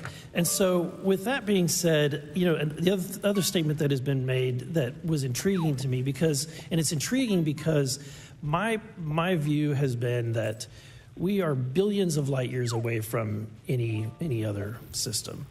And the concept that an alien species that's technologically advanced enough to travel billions of light years gets here and somehow is incompetent enough to not survive Earth or crashes is something that I find. Are these people stupid? Not every planet is the same. The fuck are they talking about? I find it incompetent that they get here and then they crash and then they can't survive. Maybe their aircraft doesn't work here. Maybe they had a malfunction. Who fucking knows? We don't know. They're fucking aliens. Can we stop pretending like we know shit? Look at you. You're losing hair. Shut up. Your questions are stupid. You're the reason why it's just been locked up. You fucking Dumbo-eared motherfucker. What? Maybe they're from a planet that can't survive in oxygen. Maybe they like carbon dioxide. Maybe they like carbon dioxide. Maybe they like nitrogen. Maybe they breathe hydrogen. We don't fucking know what they breathe. Who fucking knows what happens? Maybe they had a fucking hole in their cockpit or something and then got our air in it and then they fucking died in there. We don't know. So don't say, how can they be that incompetent? How can you ask a stupid fucking question? Far-fetched. And with that being said, you have mentioned that there's interdimensional potential. Could you expound on that? Far-fetched. Yeah, to answer your first question, and I'm here as a fact witness and expert, but I will give you a theoretical framework, at least to work off, to kind of espouse crashes, regardless of your level of sentience, right? Planes crash, cars crash. N number of sorties, however high, a small percentage are going to end in mission failure, if you will, as we say in the Air Force. And then in terms they're not perfect beings. Multidimensionality, that kind of it's thing. Not God. The framework that I'm familiar with, for example, is something called the holographic principle. It derives itself from general relativity and quantum mechanics, and that is, if you want to imagine a 3D object such as yourself casting a shadow onto a 2D surface, that's the holographic principle. So you can be projected, quasi-projected from higher dimensional space to lower dimensional. It's a scientific trope that you can actually cross, literally, as far as I understand, but there's probably guys with PhDs that we could probably argue about that. But you have not seen any documentation that that's what's occurring? Only a theoretical framework discussion. Yes. Okay. Okay. Occam's razor is that These aircraft, have they been identified that they are being produced by domestic, military and contractors? Is there any evidence that that's what's being recovered? Not to my knowledge, plus the recoveries predate a lot of our advanced programs that I previously am witting of. So, would it be safe to say that there could be a scenario today where you have an aircraft that crashes because it's been involved in one program from one federal agency, and the agency that retrieves it is not aware of that program, and to them it appears alien in origin? I mean, that's a hypothetical situation. I'm not aware of any historical situation that would match that you described. So you're not aware? It has not happened that you're aware of? That I'm aware of. Thank you, Mr. Chairman. I yield back.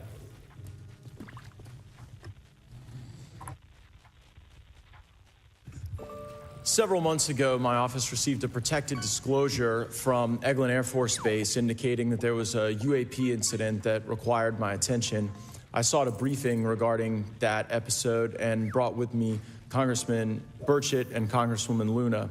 We asked to see any of the evidence that had been taken by flight crew in this endeavor and to observe any radar signature as well as to meet with the flight crew. We were not afforded access to all of the flight crew. And initially, we were not afforded access to images and to radar. Thereafter, we had a bit of a discussion about how authorities flow in the United States of America, and we did see the image. And we did meet with one member of the flight crew who took the image. The image was of something that I am not able to attach to any human capability, either from the United States or from any of our adversaries. And I'm somewhat informed on the matter, having served on the Armed Services Committee for 7 years, having served on the committee that oversees DARPA and advanced technologies for several years. When we spoke with the flight crew, and when he showed us the photo that he'd taken, I asked why the video wasn't engaged, why we didn't have a FLIR system that worked. Here's what he said. They were out on a test mission that day over the Gulf of Mexico. And when you're on a test mission, you're supposed to have clear airspace. Not supposed to be anything that shows up. And they saw a sequence of 4 craft in a clear diamond formation for which there is a radar sequence that I alone have observed in the United States Congress. One of the pilots goes to check out that diamond formation and sees a large floating, what I can only describe as an orb. Again, like I said, not of any human capability that I'm aware of. And when he approached, he said that his radar went down. He said that his FLIR system malfunctioned and that he had to manually take this image from one of the lenses, and it was not automated in collection as you would typically see in a test mission. So I guess I'll start with Commander Fravor. How should we think about the fact that this craft that was approached by our pilot had the capability of disarming a number of the sensor and collection systems on that craft? Well, I think this goes to that national security side, and you can go back through history of things showing up at certain areas and disabling our capabilities, which is disheartening. And for us, I mean, like I said, it completely disabled the radar on the aircraft when it tried to do it, and the only way we could see it is passively, which is how he got that image.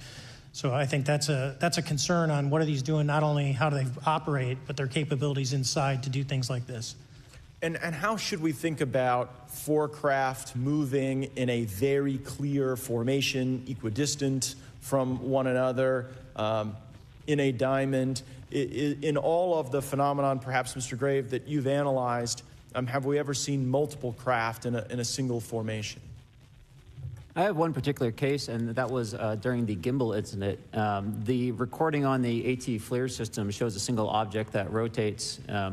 You hear the pilots refer to a fleet of objects that is not visible on the FLIR system, and that was something that I witnessed during the debrief as part of the radar data on the situational awareness page.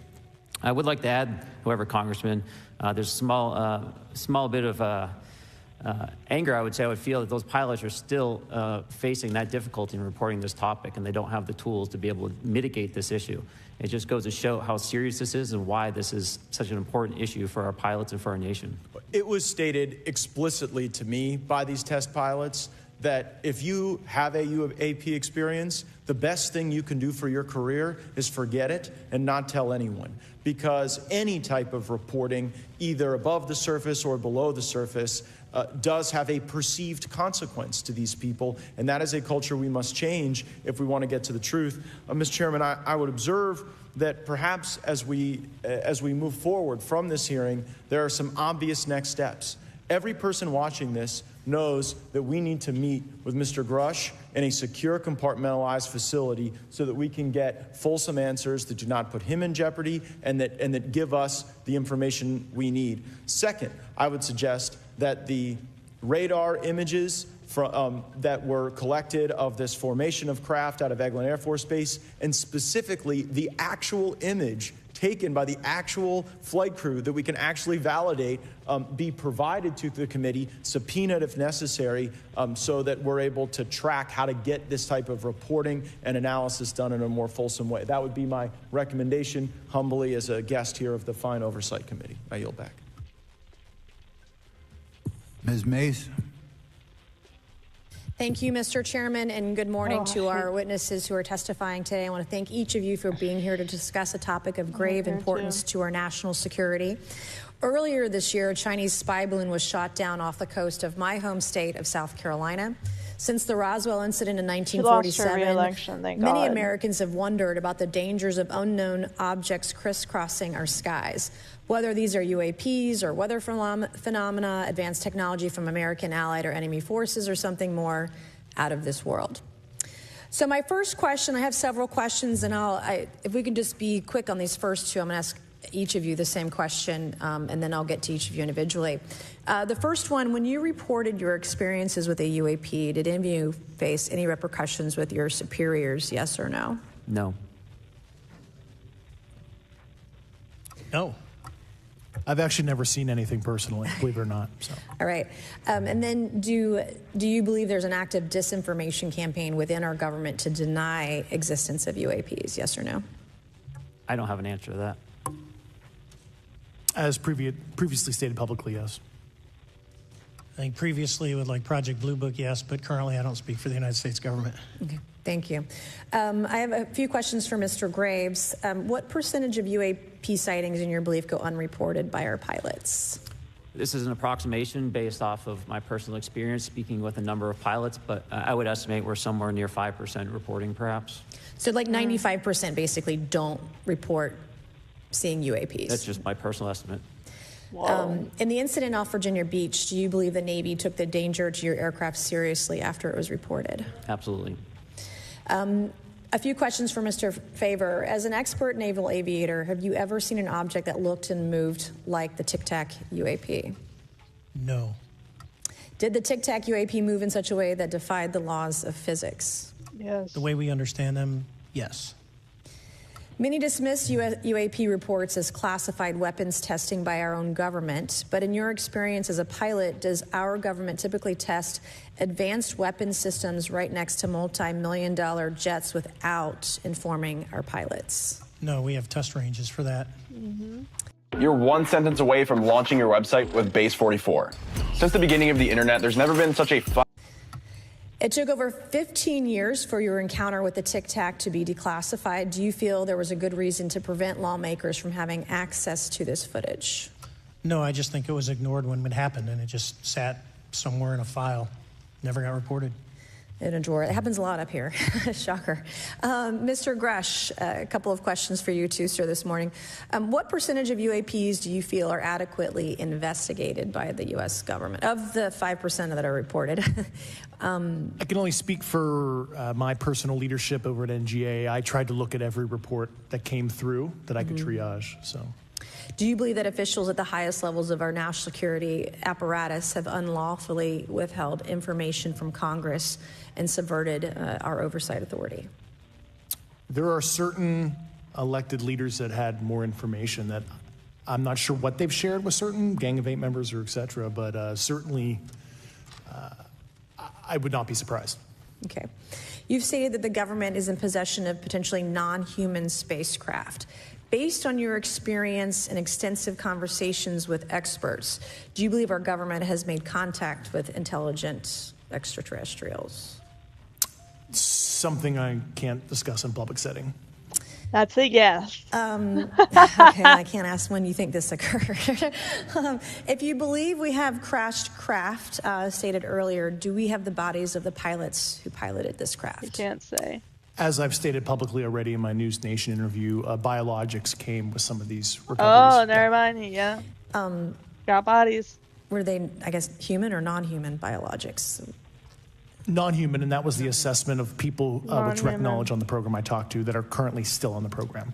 And was Whoa, this the documentary program's evidence, still going video, on. photos, eyewitness? Like, how would that be determined? The specific documentation I would have to talk to you in a skiff about. Gotcha. Okay. So, and you may or may not be able to answer my last question, and maybe we get into a skiff at the next hearing that we have, but who in the government, either what agency, sub-agency, what contractors, who Can't should say, be called bro. into the next hearing about UAPs, either in a public setting or even in a private can't setting? say. And you probably can't name names, but what agencies or organizations, contractors, et cetera, do we need to call in to get these questions answered, whether it's about funding, what programs are happening, and what's out there? I can give you a specific cooperative and hostile witness list of specific individuals that were in those. And how soon can we get that list? Oh, wow. I'm happy to provide that to you after the hearing. Super. Thank you. And I yield back. Never mind. Okay, now we have Mr. Langworthy's here.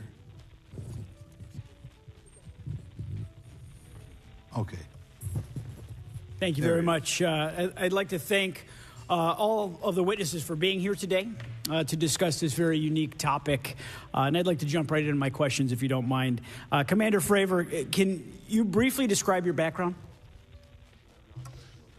Yeah, I was an enlisted Marine, Naval Academy graduate, Navy, flew for 18 years, got a master's from University of Houston, and I've worked in the private sector for the last, 16 years, 17 years. I do a lot of defense work. So. Really gold-plated credentials. Commander Fravor, we have all seen the floating Tic Tac video that you engaged with on November 14th, 2004. Can you briefly talk about why you were off the coast of San Diego that day? Yeah, we were at a workup with all the battle groups, so we integrate the ships with the carrier, the air wing with the carrier, and we start working. So we were doing an air-to-air defense to hone not only our skills, but those of the USS Princeton when they had been tracking them for 2 weeks. The problem was that there was never manned aircraft airborne when they were tracking them, and this was the first day, and unfortunately, we were the ones airborne and went and saw it. Do you remember the weather that day? Was it cloudy or windy or anything out of the ordinary on the Pacific coast? It was actually, if you're familiar with San Diego, it was a perfect day. Light winds, no whitecaps, clear skies, not a cloud. It was. Oh, and after this, I am going to take all these videos that I'm showing over here to the right here. I'm going to take all of these videos and I'm going to upload them on the YouTube. That way you guys can have them. You don't have to download them. You can watch just like a full-length video of it. For flying, it was the best. Now, is it true that you saw, in your words, a 40-foot flying Tic-Tac shaped object? That's correct. Or for some people that can't know what a Tic Tac is, it's a giant flying propane tank. Fair enough. Did this object come up on radar or interfere with your radar or the USS Princeton? The Princeton tracked it, the Nimitz tracked it, the E-2 tracked it. We never saw it on our radars. Our fire control radars never picked it up. The other airplane that took the video did get it on a radar. As soon as it tried to lock it, it jammed the radar, spit the lock, and he rapidly switched over to the targeting pod, which you can do in the F-18. From what you saw that day and what you've seen on video, did you see any source of propulsion from the flying object, including on any potential thermal scans from your aircraft? No, there's none. There's no IR plume coming out. And Chad, who took the video, went through all the EO, which is black and white TV, and the IR modes, and there's no visible signs of propulsion. It's just sitting in space at 20,000 feet. Yeah. What he's talking about is like that. What you see it coming out of the jet, kind of like looks like fuming and something like that. That's what he's talking about. He's like, it's literally just sitting there, no fumes, nothing to show that there's like that's some type of propulsion engine or anything like that. It's just literally sitting there. Have you ever seen a propulsion system that creates no thermal exhaust? No. Can you describe how the aircraft maneuvered? Abruptly, very determinate. It knew exactly what it was doing. It was aware of our presence, and it had acceleration rates. I mean, it went from 0 to matching our speed in no time at all. Yep. Now, if the fastest plane on Earth was trying to do these maneuvers that you saw, would it be capable of doing that? Nope. No, not even close. And just to confirm, this object had no wings, correct? No wings. Now, was the aircraft that you were flying, was it armed? No, never felt threatened at all. If the aircraft was armed, do you believe that your aircraft or any aircraft in possession of the United States could have shot the Tic Tac down? I'd say no. Just on the performance, it would have just left in a split second. Oh, yeah, that's true. It would have noticed It looks like that we have a problem here that needs further investigation. Yes. In your belief, is this flying Tic Tac, I mean, is it capable of being the product of any other nation on the Earth? No, like I said earlier, I think it defies current material science and the ability to develop that much propulsion. And I know there's been some physicists have done calculations, which is beyond anything that we have. Well, either the United States has an adversary here in this world that we don't know, or we really have some serious investigations to do. I really appreciate you being here. Is there anything else about the November 14th, 2004 incident that you think is important for this committee to know that you haven't been asked here today? No, it's been said it's probably the most credible UFO sighting in history based on all the sensors that were tracking it, and then for us to get visual and to go against the naysayers that it's something on the screen or whatever. I mean, there's 4 sets of human eyeballs. We're all very credible. Of the 6 of us that were involved in the thing, including the video, every one of us is going to do 20 plus years in the military in very responsible positions. So I'd say the world needs to know that. It's not a joke. Thank you very much for your testimony here today for all of you, and I yield back, Mr. Chairman. Mr. Ogles. Thank you, Mr. Chairman, and thank you all for being here and the courage it took to come forward and again, the sacrifice that each of you have made. I serve on the National Security Subcommittee for the Financial Services Committee, so I really want to stay in the national security lane, if I may. So when we think about traditional adversaries and both us towards them and them towards us, we probe their capabilities. We look for weaknesses, and we collect that data, that reconnaissance for in the event we need it in the future. For each of you, yes or no question. Based off of your own experience or the data that you've been privy to, is there any indication that these UAPs could be essentially collecting reconnaissance information? Mr. Graves? Yes. Mr. Grush? Fair assessment, yeah. Mr. Fravor? Very possible. Of course. Again, in the national security vein, Wouldn't you leave? Is it possible that these UAPs would be probing our capabilities? Yes or no, Mr. Graves? Yes. Grush? Yes. Fravor? Definitely. Is it possible that these UAPs are testing for vulnerabilities in our current systems? Yes. Yes. Possible. Do you feel, based off of your experience and the information that you've been privy to, that these UAPs provide an existential threat to the national security of the United States? Mr. Graves? Potentially. Yes, sir, potentially. Same answer, potentially. Yeah, I'd say definitely, potentially. Mr. Graves and Fravor, in the event that your encounters have become hostile, would you have had the capability to defend yourself, your crew, your aircraft? Absolutely not. Sir? No. Is based off of the information that you've been privy to, is there any indication that these UAPs are interested in our nuclear technology and capabilities? Yes. By external observation, sure, that could be a fair assessment, yeah. Yes. Is there any indication that the Department of Energy is involved in UAP data collection and housing? I don't have an answer. I can't confirm or deny that in a public setting. And could you do it in a secure setting? Yes. Mr. Fravor? No, I don't know.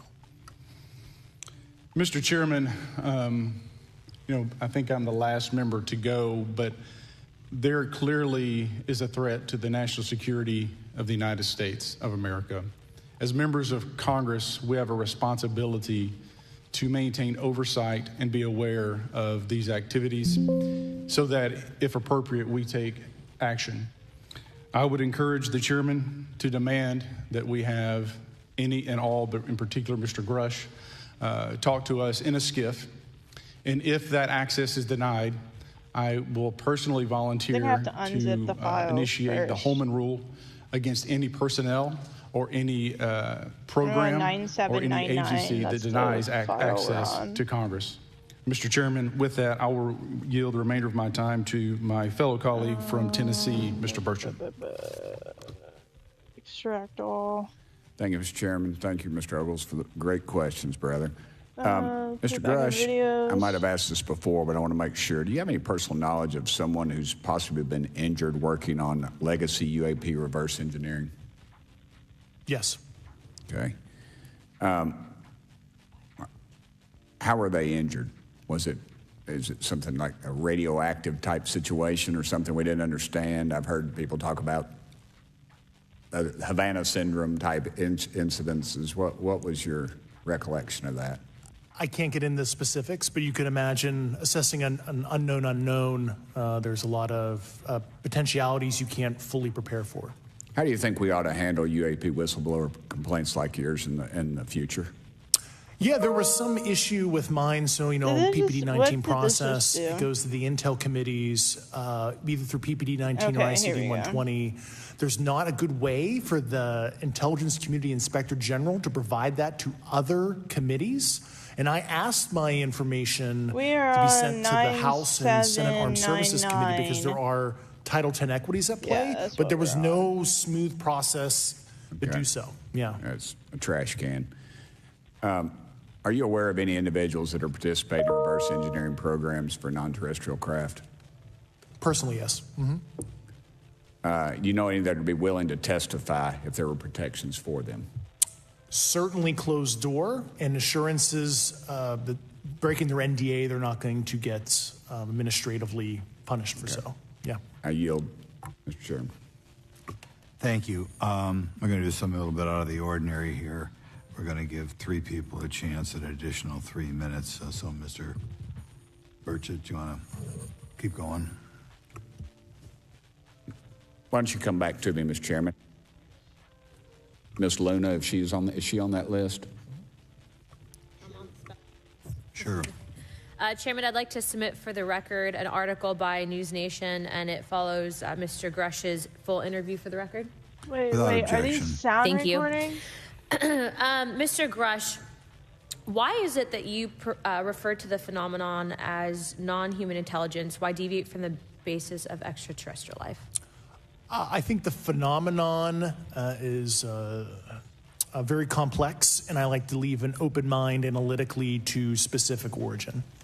When you say specific origin, are you referring, can you elaborate on that for those that might not? If it's a traditional extraterrestrial origin or something else that we don't quite understand from either a biological or astrophysics perspective, I just like to keep an open mind on what it could be, Okay, and referring to your News Nation interview, you had referenced specific treaties between governments.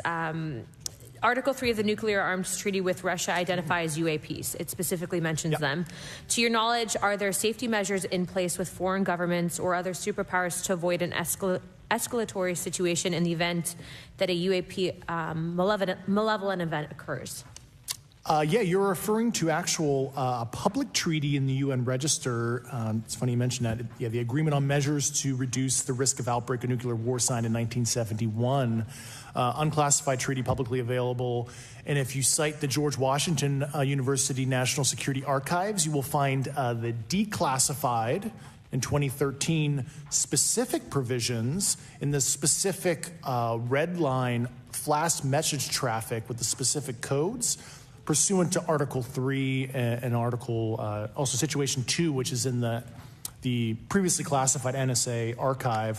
What I would recommend, and I tried to get access, but I got a wall of silence at the White House was those specific incidents when those message traffic was used. I think some scholarship on that would open the door to a further investigation using those publicly available information. Thank you. And then my last question with 51 seconds remaining. You mentioned white-collar crimes potentially being taking place in regards to a cover-up. Can you please elaborate? I have concerns based on the interviews I conducted under my official duties of potential violations of the federal acquisition regulations, the FAR. Thank you very much, Chairman. I yield the remainder Guys, of my time. I think we have I think we have sound on some of these videos. Hold on a minute. The videos that I'm showing over here on the right-hand corner. I'm going to go ahead and skip. Particles or fragments or something that go drifting by as we maneuver. Roger, understand. Yeah, there's a whole bunch of big ones on my window down there. Just bright. Looks like the 4th of July out Ron's window. Yeah, now you can see some of them in shape. They're very jagged, angular fragments that are tumbling. Roger, they look like fluid of some sort? Not to me. They look like pieces of something. Roger. They're very bright.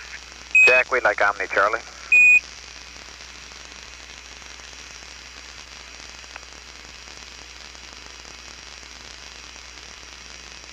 Okay, yeah, these are audio recordings. Okay, I'll make sure those are added to the video as well. Okay.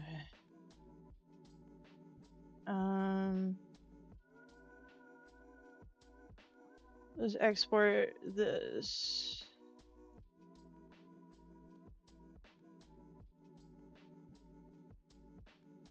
I wanna delete this. Hold on. I also wanna make this smaller. Go to Mr. Raskin for 3 minutes. Thanks, Mr. Chair, and I thank the witnesses for their endurance and service today. Mr. Fravor, you've described your episode in detail now, and you call it the most credible UFO sighting in history. But I wonder, was this the first time that you encountered a UFO or a UAP in 2004? Yes.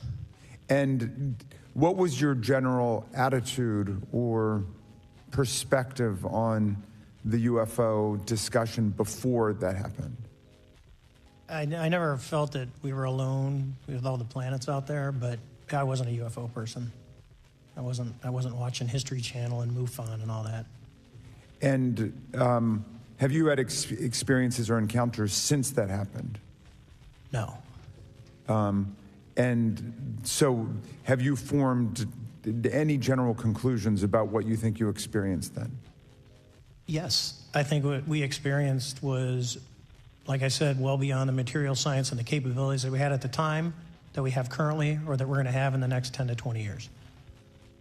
Very good. Mr. Grush, you've been able to answer in great detail on certain questions, and then other things you say you're not able to respond to. Can you just explain where you're drawing the line and what's the basis for that? Yeah, based on my DOPSR security review and what they've determined that is unclassified.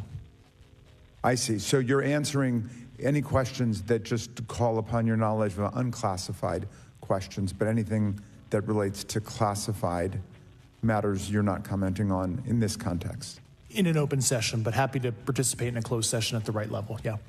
Okay. And Mr. Graves, you said that there are dozens of fellow pilots, military pilots. Are there also commercial pilots who've encountered the same kind of sightings that you described before? They are similar. Commercial pilots have less range and less sensors to be able to reach out and look for objects over wide swaths of airspace. And so pilots are seeing them, commercial pilots are seeing them, and they're typically closer, and the range of what they're seeing is pretty large. What is the most vivid, concrete sighting with the naked eye of the objects that you described before, the cube-like objects? Certainly. I think the most vivid sighting of that would have been near a near midair that we had at the entrance to our working area. One of these objects was completely stationary at the exact entrance to our working areas, not only geographically but also at altitude. So it was right where all the jets are going, essentially, on the eastern seaboard. The two aircraft flew within about 50 feet of the object, and that was a very close visual sighting. And you were in one of the aircraft? I was not. I was there when the pilot landed. He canceled the mission after, and I was there. He was in the ready room with all his gear on, with his mouth open, and I asked him what the problem was, and he said he almost hit one of those darn things. He said he was 50 feet away from it? Yes, sir. And his description of the object was consistent with the description you gave us before? A dark gray or a black cube inside of a clear sphere. Inside of a clear sphere? Yes. And with no self-evident propulsion system? No wings, no IR energy coming off of the vehicle, nothing tethering it to the ground. And that was primarily what we were experiencing out there. I'm over time. Thank you very much for your service, and I yield back to Mr. Chairman. Very good. Mr. Burchett? Thank you, Mr. Chairman. This is for all three of y'all, starting with Mr. Graves. Why did you come forward on this issue? I came forward because I felt that my colleagues did not have a way to mitigate this safety threat, and I wanted to help them. I was trained as an aviation safety officer by the Navy, and this it just felt right. I felt like I had to help the folks that were still flying and dealing with this. All right, we got about like 10 more minutes in this, Purely in this a sense video, of duty. and then we're gonna end it. I first swore an oath and when I was a we'll cadet watch 18 the years next ago, and committee I still hearing uphold that even out of uniform. On Thursday for our Talk pestered, Thursday, and then by a friend, we'll finish the and I asked videos why, too, and he because I have a said, whole "You're the other one set of person that they videos. can't And discredit, we and haven't they'll even add finished credibility this to the New York batch yet Times either. article." So. So after about 6 times, I said, "Okay." Yeah. This town isn't made, unfortunately, by people like y'all. We thank y'all. And I do want to also thank the people in the audience and the people that are watching this. It can't be people all over the world that have kept this issue alive. You've endured criticism. Yeah, they're done. They're just doing closing thank you statements. Okay, guys, I'm gonna go ahead and get off of here. We're gonna go ahead and raid out to someone. Please stand by for the raid. Much love, guys. Tomorrow is Wicked Wednesdays. I do have a shit ton of games for us to play. I cannot wait. Yeah. I'll see you guys then. Again, please stand by for the raid.